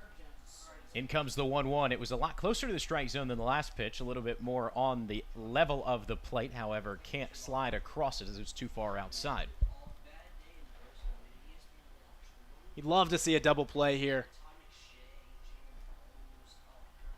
Possibility for one. The 2-1 just too far inside. Pazos possibly starting to see the fatigue here, as this is the deepest he's worked in a game so far this year, regardless of pitch count. Interested to see how long head coach Sean Stevens will let Pazos go, obviously dependent on runs. Nick readies with the 3-1. It's a fastball up and in. Sent out of play by Amezquita, able to make some contact and sky it over the Bigfoot's bullpen once again. So the count now moves to 3-2. And you got to think, in the eyes of Sean Stevens, hoping that Nick Pazos can go through this inning, so then that way they can run the 7, 8, 9 possibly on one arm. As with how many games the HiToms have played recently, Jackson, pitching and having fresh arms has started to become an issue. Pazos has looked good tonight. Here comes the 3-2. Foul tip off the mask of Gilliams. We'll try it again. Exactly. We're kind of at the point, especially as you reach the dog days of summer, you see the same thing happen in the MLB when the best reliever is a reliever that's just available. You just want arms that are there to pitch and are not gassed and have not thrown a bunch of innings. And that's what Pazos has done tonight. Well rested. Looked great. Here comes the 3-2 once again, high and outside. So back-to-back balls issued from Nick Pazos. J.D. Suarez is going to come in to have a quick word with Nick, as the Bigfoots now, with nobody out, have runners standing on first and second. So a tough situation now with 2 on. However, I do think that those walks, while Pazos did issue them, I do think that it was more of a product of a really good plate appearance from both batters, as they both worked long at bats, fouling off multiple pitches. So not too concerned about Pazos yet, even after the 2 walks. Yeah, and his stuff hasn't missed the zone by too much. It's been very gradual if Exactly. it has missed. And our home plate umpire, like we had mentioned, to the credit, Aiden McPherson was able to give us a little bit more accurate information on how his zone has looked tonight via TrackMan, and he really hasn't missed too many calls whatsoever. So his zone has been pretty spot on tonight. Might be a tiny bit expanded, but we're not playing Major League Baseball here. Exactly. So everything that he's called has been consistent on both sides, and Pazos is just missing by probably half a ball on almost every single one of these pitches. What do you think was said to Pazos in that meeting there? Pretty quick meeting. Seems to accept it pretty well and get right back on the mound. Well, that's just to calm it down. Let's take a breath. Let's go ahead and get reset. There are runners on first and second. However, none of these runners matter until the guy who is standing on deck comes up to the plate. Let's focus on the guy and the situation at hand. Just because there's runners on doesn't mean they're always going to get home. Pazos has looked really good through the first times through the order. Fastball misses just high and outside, and like we had mentioned, maybe half a ball outside the zone to our new batter, Kai Wagner. And as we're seeing, as the lineup flips over again, hitters starting to go deeper into the count, watching more balls go by.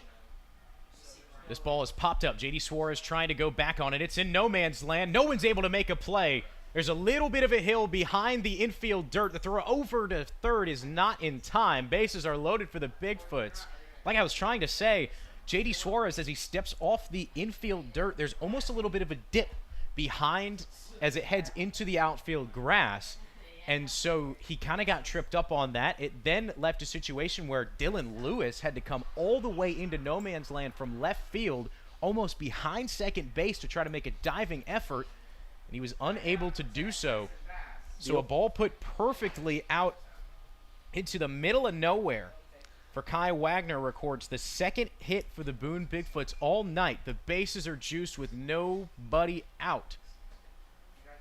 Pazos' first pitch is hit well out towards center by our new batter, Tyson Bass. Kane Kepley takes 2 steps on it, will now fire over to third base. Runner's going to come home. The throw to third will be in time. Right on the money. Kane Kepley, a dime on a frozen rope.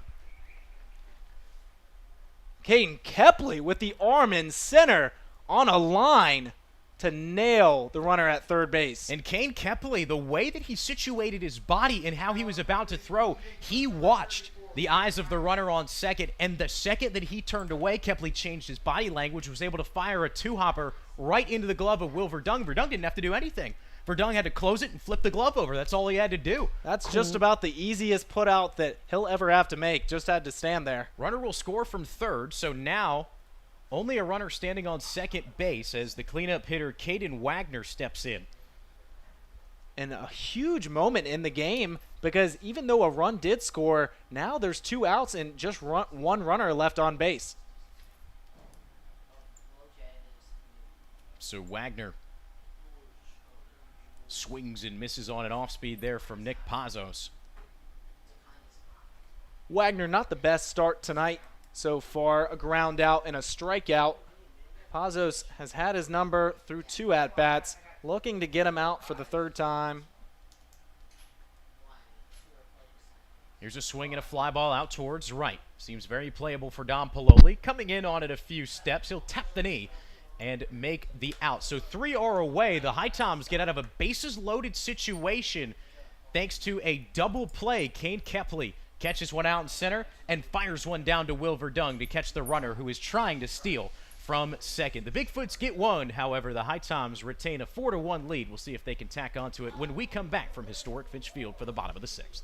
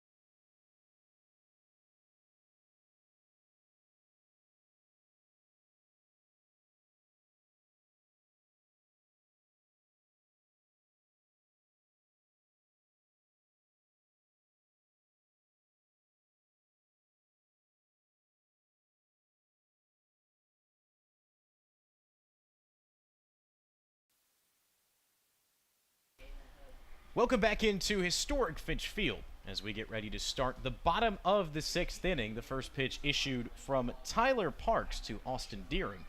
Misses outside for a ball. And while Deering's yet to get on base tonight, He has been arguably the hottest hitter for the HiToms during this past week. In the past 7 days of games, Deering is 10 of 19, good for a .526 average, 3 extra base hits, 5 RBI. Deering watches a breaking pitch just miss above the zone. Looked like it had the drop on it to be a strike for Perks. However, it will just miss. So 2 balls and 1 strike on Austin Deering. The HiToms leading it 4-1. Deering charges on a fastball here. It's hit well out towards center. Ranging back is Max Weller. He'll climb the hill, and Weller will turn and make the play in the deepest part of the ballpark. That ball was hit every bit of 370.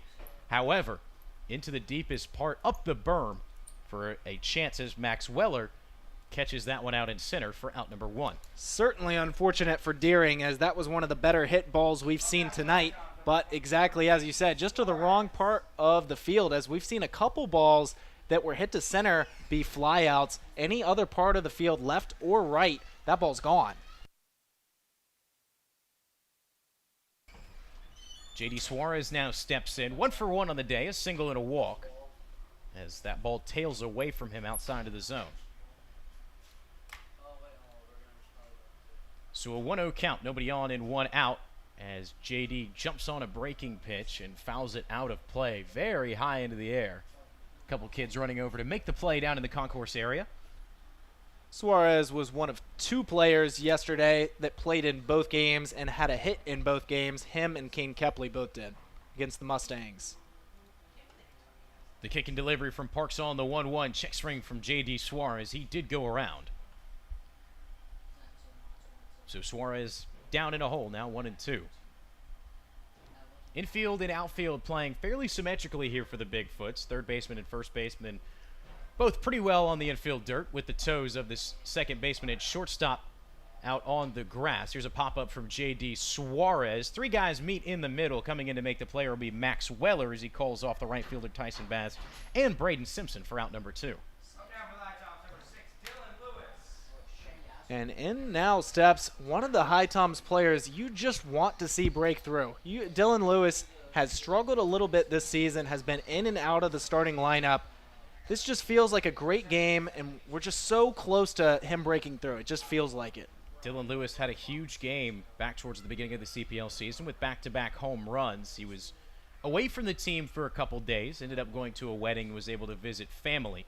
First pitch into him is that curveball that misses inside. But was able to visit family, take a little time away from the team, get some rest. He said he's ready to get back to work as waves through a fastball there, 1-1. And he was someone that was supposed to be a huge producer for the HiToms this season. So if he's able to get back to any level of that, then that'll be huge for the Tommies offense moving forward. Here comes the 1-1. Misses outside. We have the pitch waved off by our home plate umpire. And it's the second time tonight because of a ball from the Bigfoots bullpen being thrown behind the backstop. And so it'll be fortunate for the Bigfoots, as that was going to be a ball. Yeah. And we saw Tyler Park do the same thing a couple innings ago, and the next reliever in line is also having his little moment in warm-ups. Hey, when you're getting the arm loose, one's going to go awry every once in a while. Exactly. So now back to a 1-1 count. Parks kicks and delivers as Lewis swings through the curveball. Was just underneath it.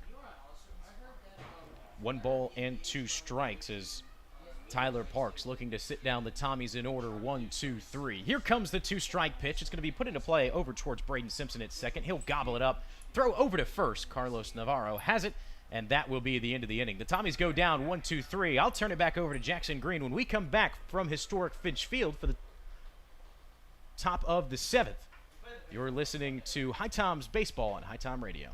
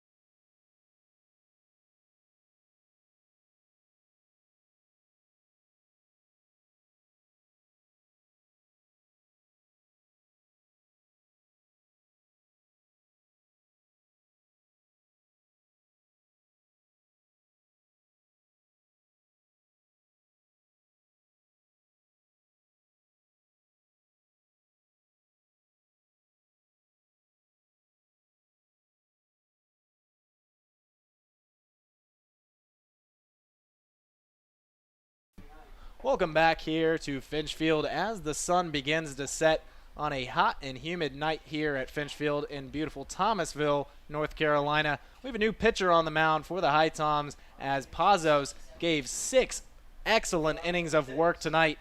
In to relieve him is Merritt Dry. Just 1 appearance in the last week. He went 1 1/3, giving up no earned, and took the loss, however. But Merritt Dry, just 5 appearances so far on the season. We'll see what he can do here tonight in relief of Pazos. Into bat is Rogue Wallace, 0 for 2 tonight with 2 strikeouts.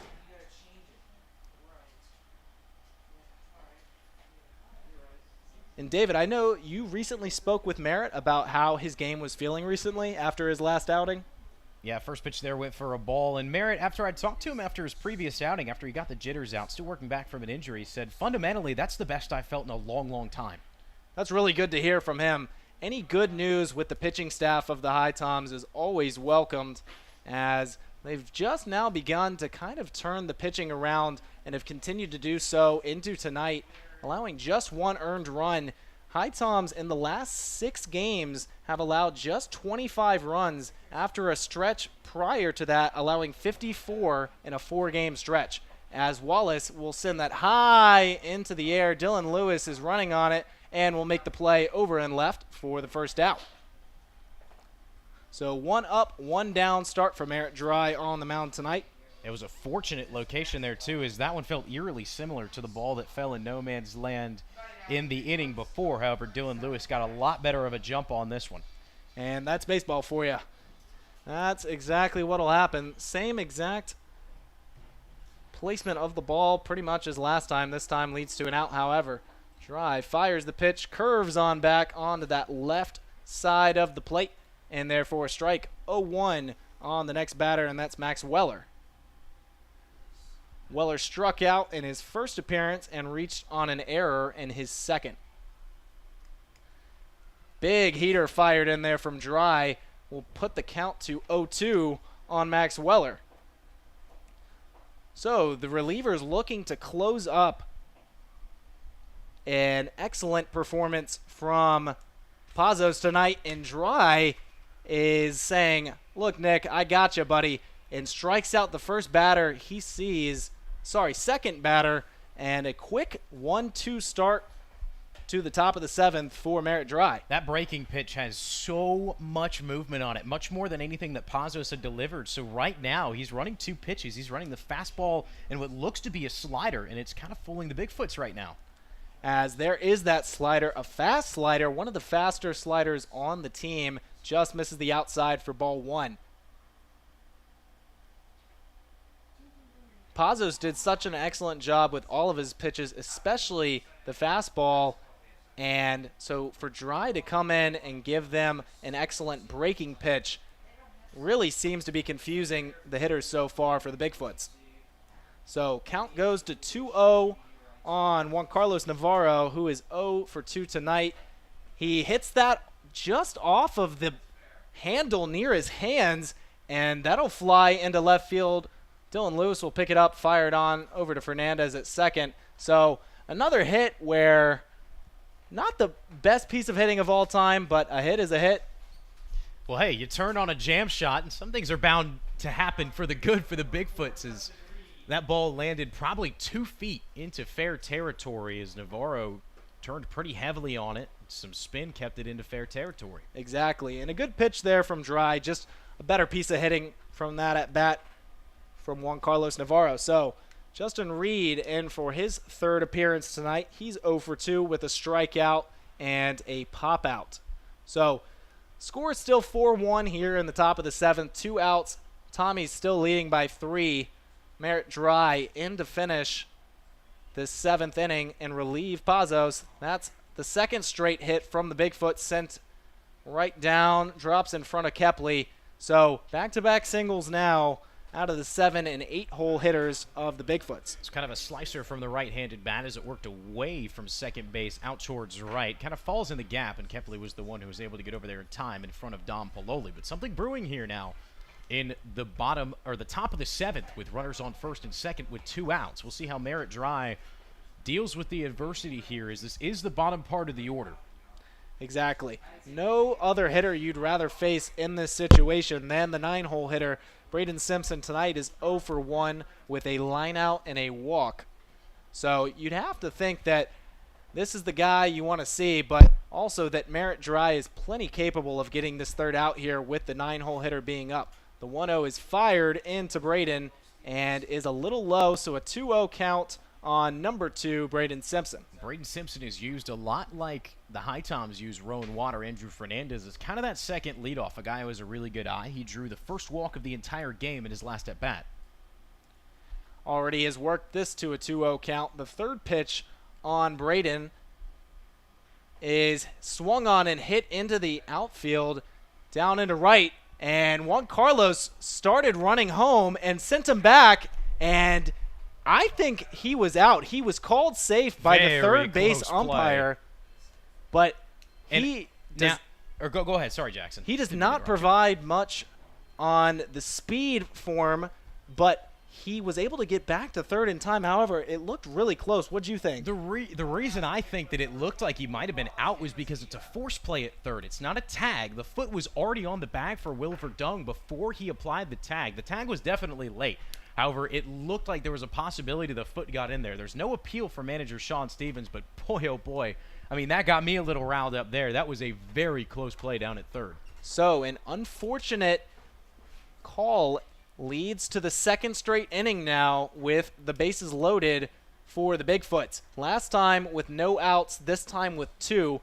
They didn't come through with no outs. Let's see what they'll do with 2 outs. A 1-0 count on Carlos Amezquita, and Dry will fire that back in there to get the count to 1-1. Carlos tonight has a single, a walk, and a strikeout, so a little bit of everything from Carlos. Would love to see just a nice simple ground out here to get out of this inning and keep the HiToms with a 3-run lead going in the bottom of the 7th. Dry fires that and just scrapes the part of the outside corner plate.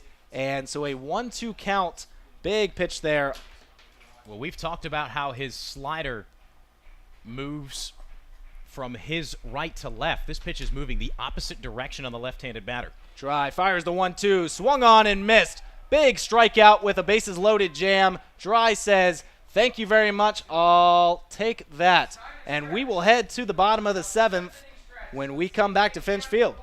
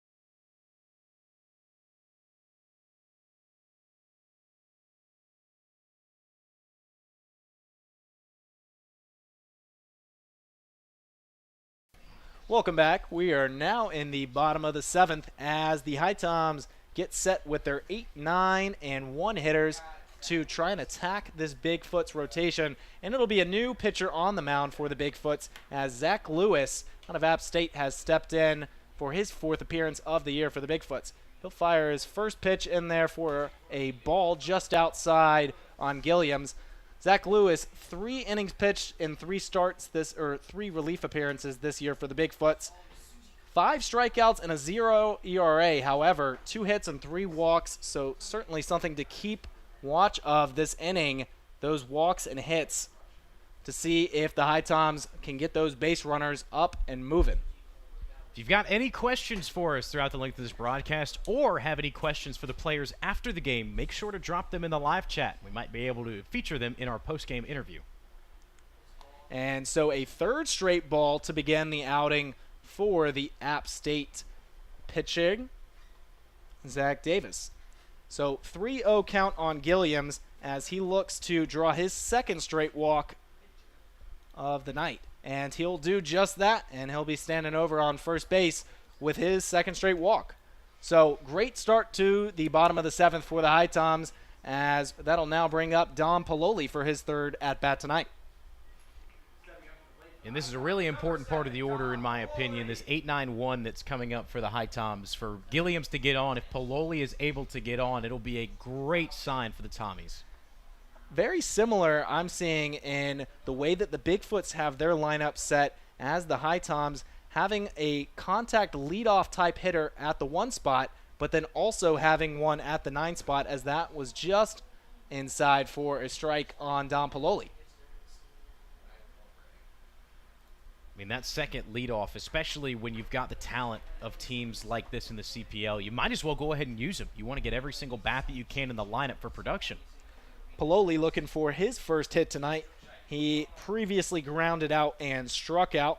This would be an excellent spot for him to come through with that first hit tonight and just keep the line moving, as we are just about ready to wrap around, as we've mentioned, to the top of the lineup. The pitch is fired in and not swung on by Pololi, as Zach Lewis continues to miss just a little bit so far. We did mention the walks were a problem in very limited appearances so far. 3 walks, 3 innings, and now 4 walks in 4 innings. And he'll miss again, and Pololi will be the 2nd straight batter walked. So at the beginning of the inning, we talked about how while he does have a 0 ERA so far, Zach Lewis does allow some hits and some walks, and the HiToms are taking advantage of that so far, taking what Zach has given to them and not swinging. There's a weighted array, an arm, left-handed arm, loosening up in the Boone Bigfoots bullpen as they're throwing around with a weighted ball, but just some stretch and toss at the moment. We'll see if this will make it 3 straight relievers with a ball behind home plate, depending on if we have a stoppage or not this inning. So Caden Kepley up for his 4th appearance tonight, and as the HiToms drew walks to begin the 1st and 2nd batters of the innings, a person who's already walked 2 times tonight steps up. Kepley with a walk in the 3rd and 5th innings. Zach Lewis gets ready to fire in the 2nd pitch to Kepley. Kepley squares to bunt, pulls away as that pitch was low. And we'll see a 2-0 count now on Kepley. And there it is, Jackson. There you go. There it is. 3. I have not seen it once this season. A team throw a pitch past the catcher and have it delay the game, and we've now seen it 3 times tonight. Out of that Bigfoot bullpen. So, and it's clearly been some sort of a foreshadow, as we've seen 3 relievers come in, and each one of them seem to struggle a little bit in their own way. So a 3-0 count on Kepley. Zach Lewis is trying to make sure he doesn't walk 3 straight batters to begin his outing tonight. The 3-0 pitch is outside again, and none of those pitches were really that close to the strike zone, as one of the easier walks Kepley will take on the season leads to his 3rd of the night. So the Tommies, after a little bit of struggle the past 2 innings from the defensive and pitching side, now have the bases loaded for the offense, and we'll see a pitcher's meeting to go calm down Zach Lewis as he's come out of the gates and walked the first 3 batters he's faced. A limited mound meeting here as only the pitching coach and the catcher meeting on the bump with Lewis. And they're certainly discussing on how to face Verdung, as Verdung, not only, as the Bigfoots probably know, the best hitter on the HiToms, but another good night tonight, 2 singles, and with the multi-hit game, that now makes him 9 for 20 on multi-hit games this season, almost a 50% multi-hit ball game rate, and with the multi-on base, gets the on-base multi-game to 12 of 20. So, as we've mentioned before, just a continued really, really strong beginning to the season for Verdung. So safe to say Will Verdung's good at baseball. Exactly. Very safe to say, and he'll continue to provide some excellent baseball next year to a top 25 team in southern Mississippi. The first pitch to Verdung is outside, so we saw him swing at the first 2 pitches to get those 2 singles. Did not swing at the first pitch last at-bat and doesn't do so again here. And it's interesting to note there were 2 fastballs that he put on those singles, 3 straight swing and misses in that strikeout appearances, all on breaking pitches. So a scary batter to face for Zach Davis, and he'll bounce that into the dirt, and the HiToms will score another run on the wild pitch and pass ball. So that'll make the score 5-1, and still 2 on for the HiToms. So just a continued streak of not really being able to get much going tonight for Zach Lewis, as he's continued to miss outside, inside, up, and down. 3 walks in the inning so far. His 4th batter faced is Will Verdung, and that'll be the 3rd straight ball on Verdung. So he unloaded the bases with a wild pitch that allowed a run to score for the HiToms, and he's 1 ball away from reloading it right back.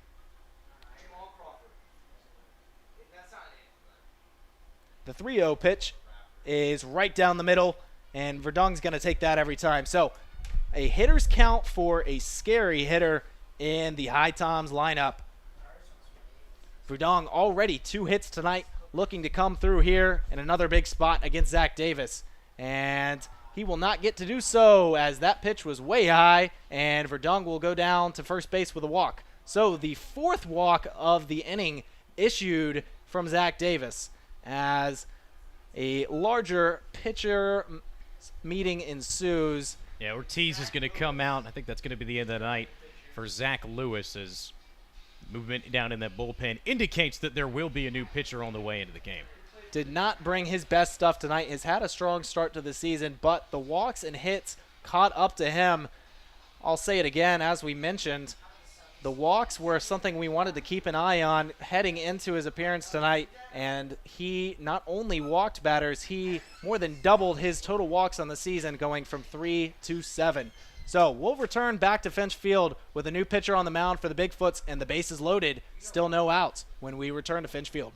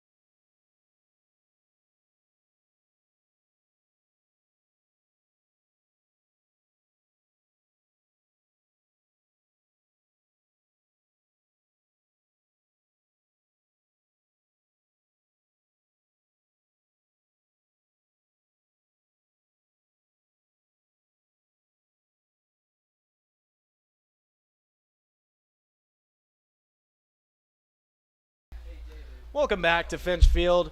we are in an action-packed spot for the HiToms here as they really are working the base paths. 3 on, bases loaded, still no outs in the inning and a run already across.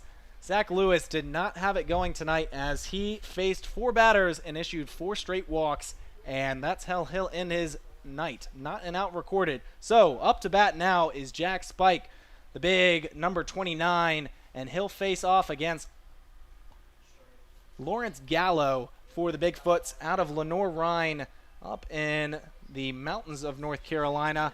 And he's had a really solid season so far for the Bigfoots. 8 innings of work as that pitch is missed, and the HiToms will score another run just like that. So the HiToms are scoring runs usually in the ways that we see them scored against them. So that'll make the lead 6-1 now, and a 5-run cushion for the HiToms. So Lawrence Gallo, 8 innings pitched on the year for the Bigfoots, a 3.37 ERA and 10 strikeouts. So while he gave up the wild pitch there on his first pitch of the night, really strong season. However, tough situation to be thrown into. And that is missed. So the count will go to 2-0 on Jack Spike. Here in the bottom of the 7th, Spike came through earlier to get the first runs on the board with a big 2 RBI double back in the 3rd. Whoa! Oh!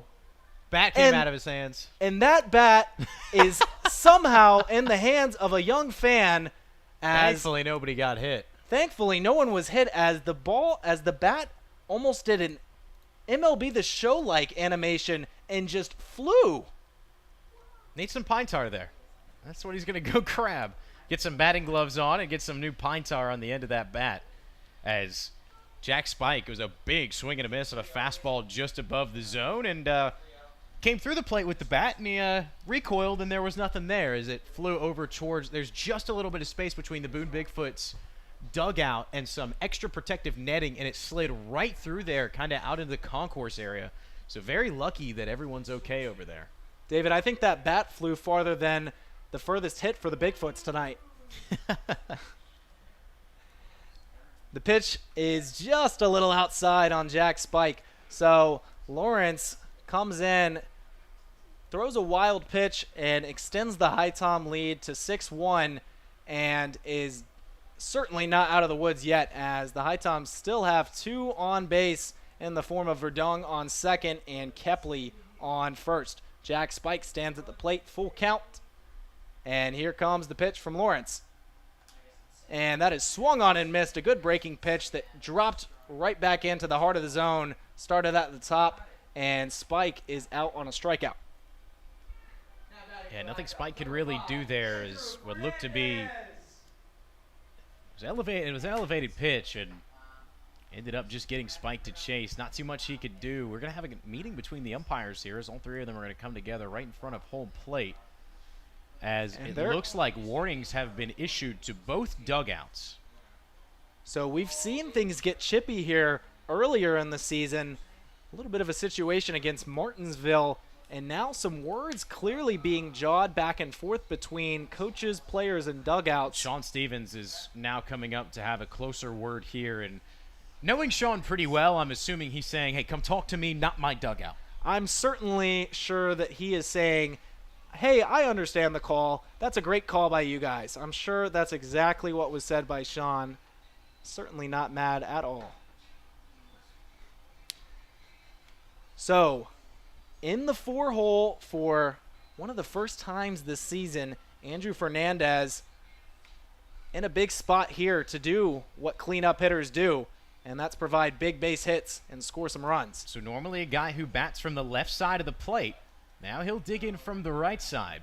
And so as a switch hitter with the lefty pitcher up, he'll dig in over on the right end. And he'll watch that one go by. So a 1-0 count on Fernandez. A lot of space over in that left field. If he's able to pull something and get out a little bit in front, there's a lot of space for a ball to trickle down and score 2 runs. The 1-0 pitch from Lawrence Gallo is missed outside. So a 2-0 count on Fernandez. Fernandez so far tonight, came through with the RBI single with 2 outs back in the third and has flown out and grounded out. So 1 for 3, looking to go 2 of 4 here as the count is 2-0 from Gallo. Gallo fires, swung on, and driven far but foul. So the count will move to 2-1 on Fernandez. That was a very good pitch to hit for Fernandez, too. It was an elevated, hanging, breaking ball and just cut under it. That thing was an absolute meatball.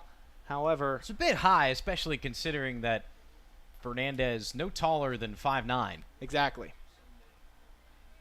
Fernandez gets ready. 2-1 pitch incoming from Gallo, and he'll foul that off. So on the ball, but just a little bit late so far. And while he is a switch hitter, haven't seen him bat too much this year from the right side. So you wonder how that plays an effect on this count as well. Runners on second and third, 1 out in the inning. Now sitting with a 2-2 count, Andrew Fernandez up at the dish. Big moment here for Andrew with a 2-2 count on him. Gallo stares down Fernandez. Leg kicks, throws, and that will cut below the zone and just miss for a ball. So a good eye there from Fernandez. That was a great take. As from our vantage point, that looked to be right across the heart of the zone. However, I'll tell you, I would have swung out of my shoes on that pitch, David. So good job I by wouldn't Fernandez. blame you, man. I'd be right there with you. 3-2 on Fernandez. 2 on, 1 out. Swung on and foul. So 3-2 count will do it again. Fernandez, excellent at bat so far. He went up to his tiptoes to try and grab that one. Is considering how much drop or vertical north to south break that this pitch has on it, I'm not surprised that he kind of jumped out of the zone to try and save that. In the MLB, it's so focused on spin rate these days. I'd love to know the spin rate on that breaking pitch from Lawrence Gallo. So Lawrence Gallo, 1 out, still 2 on. Andrew Fernandez looks like he just got drilled on a pitch that just ran way inside on him. So the HiToms are just getting handed runs and handed bases this inning as they'll continue to crowd the base paths without a hit so far this inning. 4 walks and a hit batter. So, as we mentioned, the HiToms' hottest hitter this past week, Austin Deering, hasn't done anything so far tonight. In my opinion, I think that just means he's due. Big spot, bases loaded for Deering. And that pitch will miss. And so the third run scored via the passed ball will come across the plate for the HiToms. And honestly, it's nice to see the HiToms scoring runs off of wild pitches instead of giving them up. I can't even lie. Yeah, for sure. It's definitely nice to be on the other end of that right now. Is that one? I would say that's a wild pitch right there. That was a big spiker, and so, you know, the players down in the dugout, they do this thing every game where you get one chance, one batter every single game. See if they hit a home run. It's called Chipotle. Okay. And if you get it right, get a free bowl from Chipotle. Doesn't happen too often as there's a strike issued on Austin Deering. I was going to put my Chipotle order on Austin Deering right here.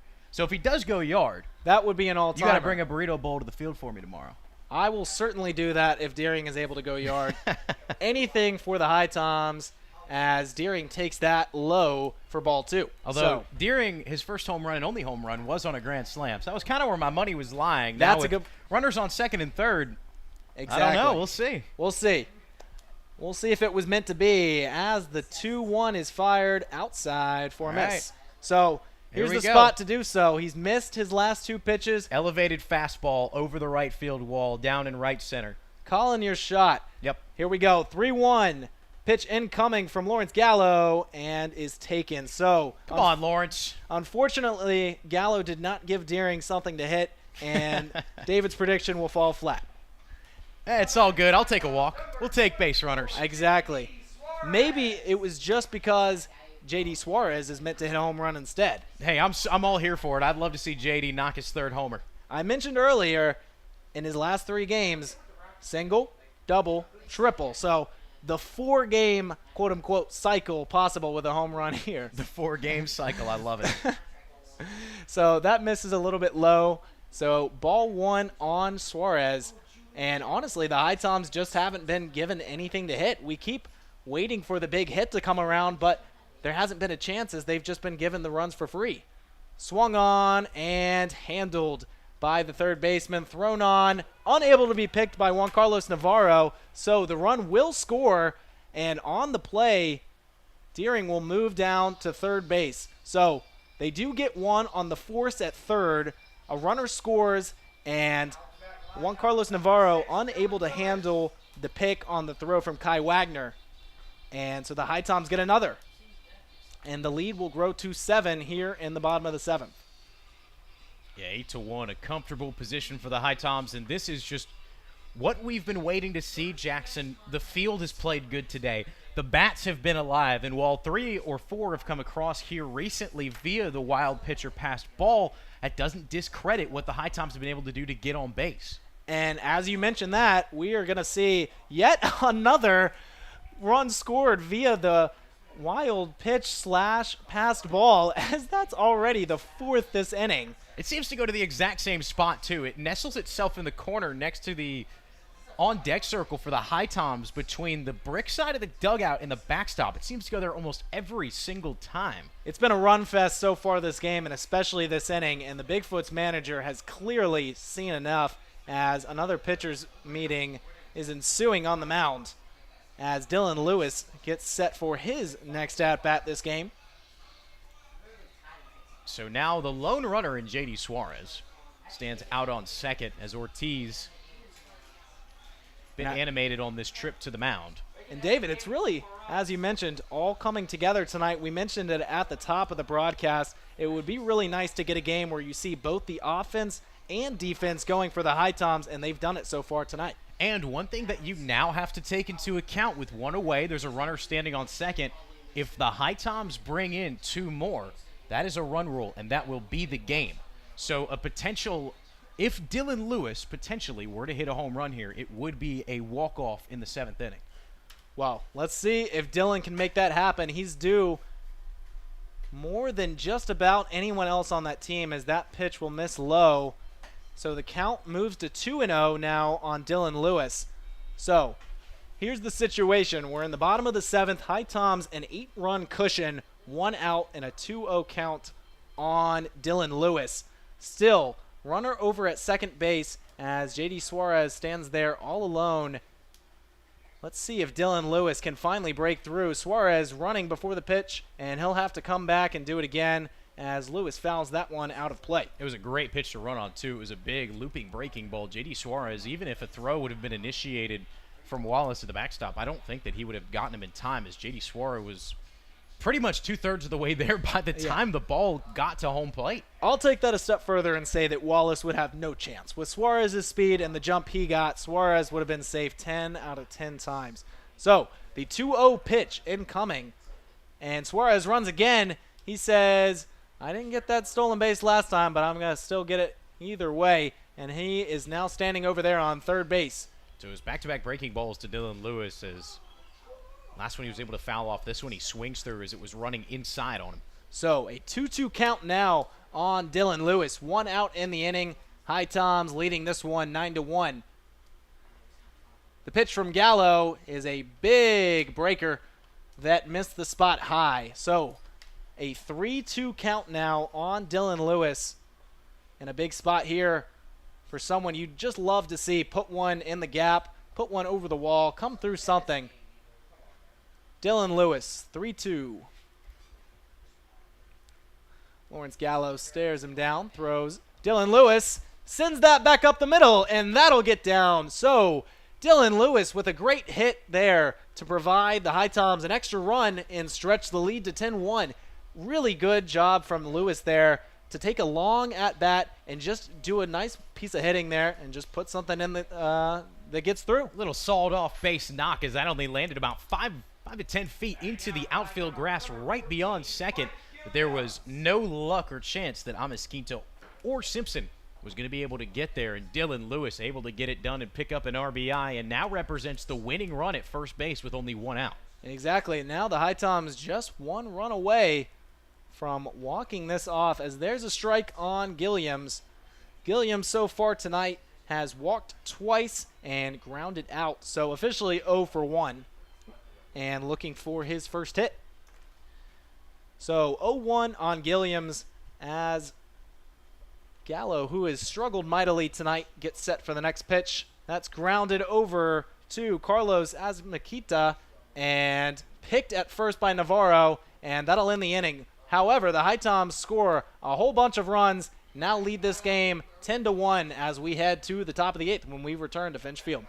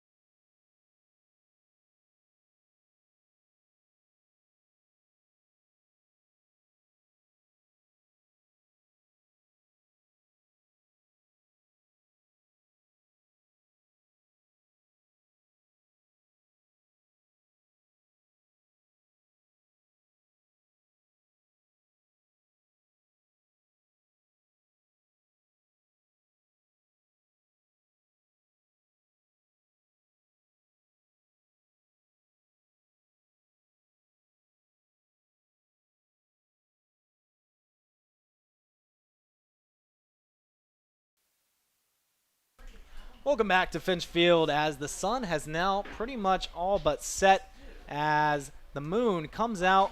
Looks to be about full. I know I'm doing some moon commentating. Let's get back to the baseball as Dry just fire that in there. Well, actually, you can't even see the moon tonight as we apologize again as our cameras are not working tonight. And that's why we are coming through with the radio broadcast.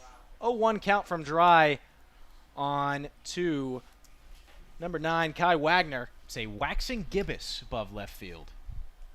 Waxing gibbous. I wouldn't be able to tell you what that meant if I tried.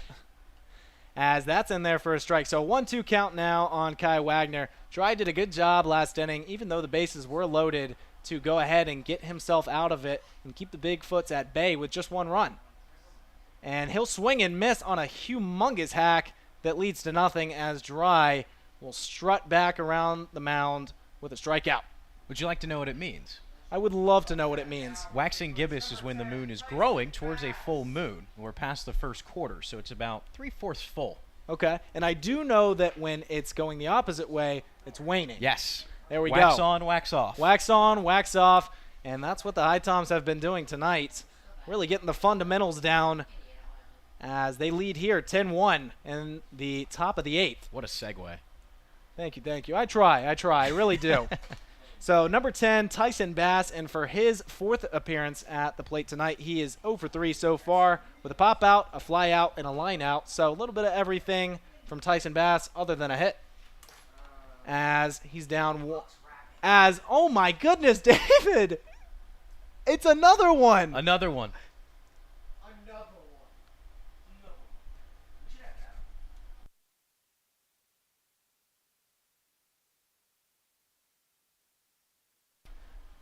As we just witnessed the 4th delay because of a bullpen pitch that got away from the catcher this game. and I believe that's at least 3 straight innings of it too.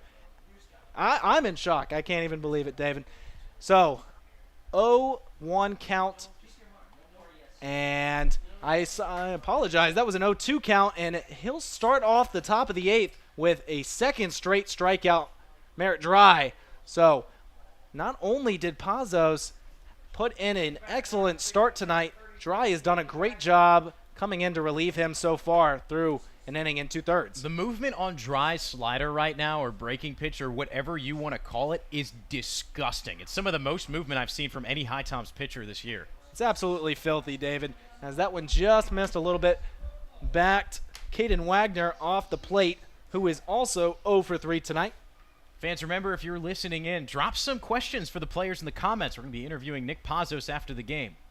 And a strike 2 on another excellent breaking pitch there from Dry. And we'll see a 1-2 pitch from Dry into Caden Wagner. And he'll watch that one. Didn't miss by much. And we'll see a 2-2 count now. So the Tommies have done everything that they've needed to do. It's really been a full showing as that misses inside again on Wagner. But it's really been a full showing from both sides. We've seen great defense tonight from the HiToms. We've seen excellent pitching from starters and relief. And we've seen some excellent hitting as well. So great to see the HiToms break through, especially after coming into this game with a 3-game losing streak. So that ball fouled off over the net behind home plate. Count continues to stay full. So in a game where the Bigfoots are just trying to do anything to get some runners on, but at this point it may just be having the box score look a little bit better as they're down 9. 3-2 pitch missed outside, and a walk is issued to Caden Wagner. 2 outs in the inning, however, and we'll see Rogue Wallace again for his 4th at-bat tonight. And once again, like the cameras, our score bug just having a little bit of an issue. The only thing not working tonight is our first base. However, there is a man down on first, so we'll continue to reiterate that for our new viewers who joined, and just to keep you updated on where the base runners are for the Bigfoots. So Rogue Wallace in to face Merritt Dry. Rogue Wallace, another wide batting stance, a lot of movement on that bat. Strike 1 issued on Rogue from Merritt Dry. Drops that in the bucket for strike 1. So Merritt Dry looking real good tonight. Just issued a walk and bounces that one in the dirt. A little bit of an unlucky hop there as it gets past Gilliams, playing catcher tonight. However, we haven't seen many of those. He's done an excellent job on any ball. Well, for starters, we haven't seen many balls end up in the dirt or past the catcher in the first place. However, the occasional ball that does, Gilliams has done a great job there at the backstop, making sure nothing gets by him. And that ball at a Merritt Dry, one hopped in the dirt, and just the angle it came up on with the way that Gilliam's left leg was, it hit off that shin protector and just rocketed straight into the air. It hit the net behind home, almost got over it. Yep. So, 1-1 pitch to Rogue Wallace. He'll take that just a little outside on the fastball, and that'll bring the count to 2-1. So, standing over there at second base is Caden Wagner. He advanced on the wild pitch. However, 2 outs in the inning. It's going to take most likely a hit to bring Caden home. Dry fires and fouled off by Rogue at the dish. And that ball was right in the middle of the strike zone. You might as well continue to fill it up and try to challenge these hitters you're running and playing with right now with a 9-run cushion. And obviously, you don't want to give up any runners, as you can end this game in the bottom half of the 8th via the run rule with just 1 coming across for the HiToms. But at the same time, attacking the zone and pounding it has just been a success so far, especially for Nick Pazos and now Merritt Dry. Exactly. Dry fires in the 2-2, and that's fouled off again, and we'll see 2-2 again from Dry. Nice play out there by a young man. A one-handed grab after the foul ball was thrown over the fence from our first base umpire. He made a nice leaping one-handed grab. Shout out to that kid in the red t-shirt. Exactly. So here we go. 2-2. Swung on and lined, and unable to make the play is Kane Kepley. and a run will score on the double from Rogue Wallace. Tough play out there. Kane looked like he had a chance, was diving on that ball, and it looked like it was just a little bit out in front of him. However, good job to scramble to get the ball back and limit Rogue Wallace to just a double on a ball that got past him. Kane Kemperly was running in towards the left center gap, and that ball was slicing away from him. He was running towards his right. It was on his glove side, but it was almost too far in front of him as Kane had read it correctly on the location, however, couldn't figure out where it was going to be distance-wise. He was playing really deep there in center field and just didn't have enough time to run in and snag that liner. So, 2 runs now for the Bigfoots, however, still an 8-run lead here in the 8th for the HiToms, and into bat for his 4th appearance tonight is Max Weller, the right fielder. And while this isn't a time for a mound meeting, I wouldn't hate the idea of either Gilliams or J.D. Suarez at shortstop going to talk to Merritt Dry. I agree.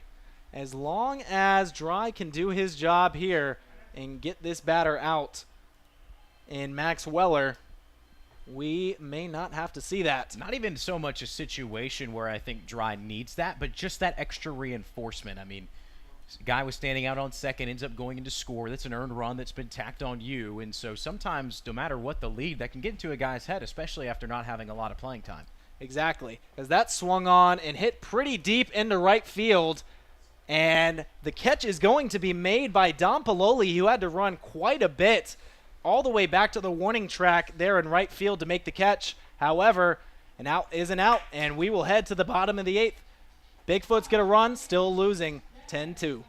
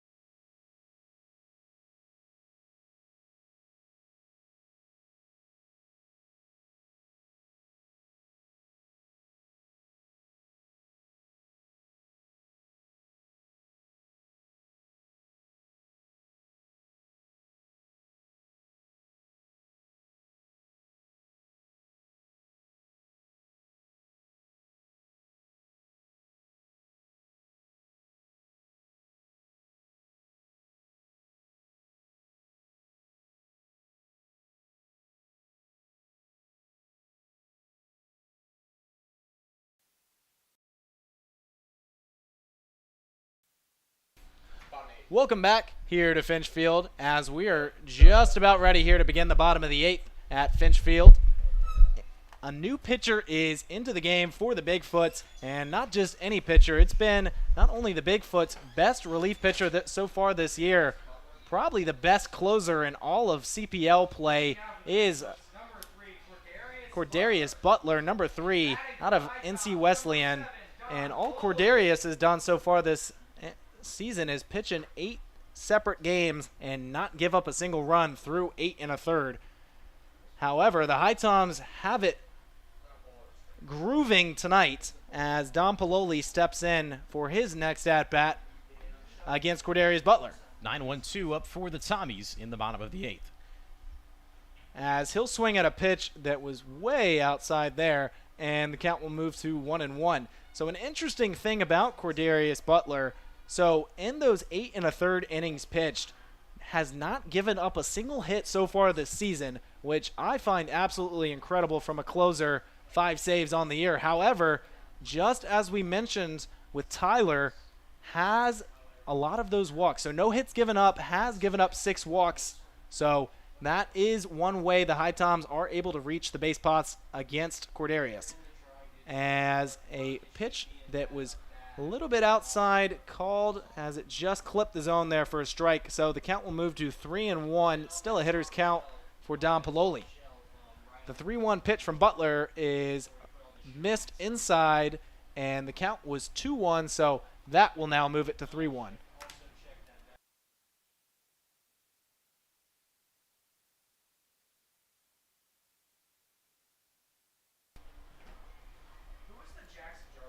So a 3-2 count now on Don Pololi here in the bottom of the 8th. No outs. And Butler, that one goes awry. And Don Pololi, just as they started the bottom of the 7th, the HiToms begin the bottom of the 8th with a leadoff walk. So now with Kane Kepley back to the top of the order for the 5th time tonight, he represents the winning run for the Tommies, as an interesting situation as the run rule could come into effect here. And you've got to be thinking, with this big of a lead, Kane Kepley's walked 3 straight at-bats. Hey, if it's me up there, I'm thinking with this big of a lead, let's see if we can put a power swing on this thing, get it over the wall. Strike on the outside half of the plate there for strike number 1 against Kane Kepley. Well, hey, fans, if you have any interesting questions for us or any questions for some of the players in our post-game interview, please drop them in the live chat here on YouTube. Kepley swings and misses. He was certainly swinging for that 2nd home run of the year. And the count will now move to 0-2 against Kepley. He had his first home run earlier this week, one of 3 HiToms to do so. So 0-2 pitch from Butler. Runner stands on first after the leadoff walk. And the breaking pitch has not been going so far for Butler, as the breaking pitch are not hitting exactly where he wants them to. So 1-2 count now on Kane Kepley. Butler sets, fires, throws, and a little bit outside. So we'll do it again, this time at 2-2. Again, Don Pololi standing over there on first after drawing the leadoff walk. Kane Kepley, 3 walks himself tonight. 2-2 count from Butler. And he'll miss just a little bit outside again. So going back to that outside corner, he hit the plate on for the first strike. However, the count now run all the way to 3-2. Good at-bat from Kane Kepley. Butler fires, swung on, driven deep into right field, going back on it, at the wall, it's gone! Kane Kepley walks it off. A 2-run shot deep into the night, and Kane Kepley wins it for the Tommies, and we're going home happy, folks. Man, Kane Kepley got his first home run last week at Forest City, top of the 9th, put a charging one out to right center, does the exact same thing here, and now the HiToms, they'll crank the salt and pepper shaker at home. They'll put the Tommy's head on top of Kane Kepley, and we will go home happy with a 12-2 final. And the first 2 runs earned on a hit this year given up by Cordarius. They're going crazy at Finch, as of all teams, the Tommies are the first ones to get to Cordarius Butler this season. So the Tommies walk it off for the first time this season in an exciting game to be a HiToms fan. The final tonight, 12-2, as the Tommies did just about a bit of everything. They pitched well, getting an excellent 6-inning start from Nick Pazos. They pitched in relief excellent, getting a great outing from Merritt Dry, limiting base runners and limiting runs. And they did exactly what they needed to do on offense. They let the Bigfoots make their mistakes, get on base, and just kept tacking on the runs. So, a real exciting one here at Finch Field. Any final thoughts, David? Man, it was an exciting game, and it was a great change of pace for HiToms fans. This was a complete game put together by the Tommies. They were offensively threatening. They were sound on defense. And Nick Pazos as well as Merritt Dry are able to lock things down on the pitching end. All around, this was one of, if not the best game we've seen out of the HiToms this year, Jackson. And David, dare I say it, don't let the Tommies get hot. Don't let the Tommies get hot. And hey, Boone's going to have a great chance at revenge as the HiToms will travel up to the mountains to play the Bigfoots tomorrow at 6:30 at Jim and Betty Smith Park up in Boone, North Carolina. And then on Sunday, join us back here at Finch Field as it will be the closer of 3 games against Boone when they play at 4:30 on Sunday afternoon here at Finch Field. The kids are going to run the bases as it's a joyous night, 12-2 the final in the bottom of the 8th, as 8 innings is all it took for the HiToms to pick up this victory. They're going absolutely wild here at Finch Field. Great scene for the HiToms, great win, and hopefully they'll be able to do it again as they play the Bigfoots in just 2 days. Thank you, everyone, for joining into tonight's broadcast. We hope that you enjoyed. Again, sorry about the technical difficulties with the cameras, as hopefully we'll have them working next game. However, an exciting one here at Finch Field. Tommies win 12-2. We'll see you next time. Have an excellent night. For David Katzenmeyer, I'm Jackson Green. Have an excellent night, folks.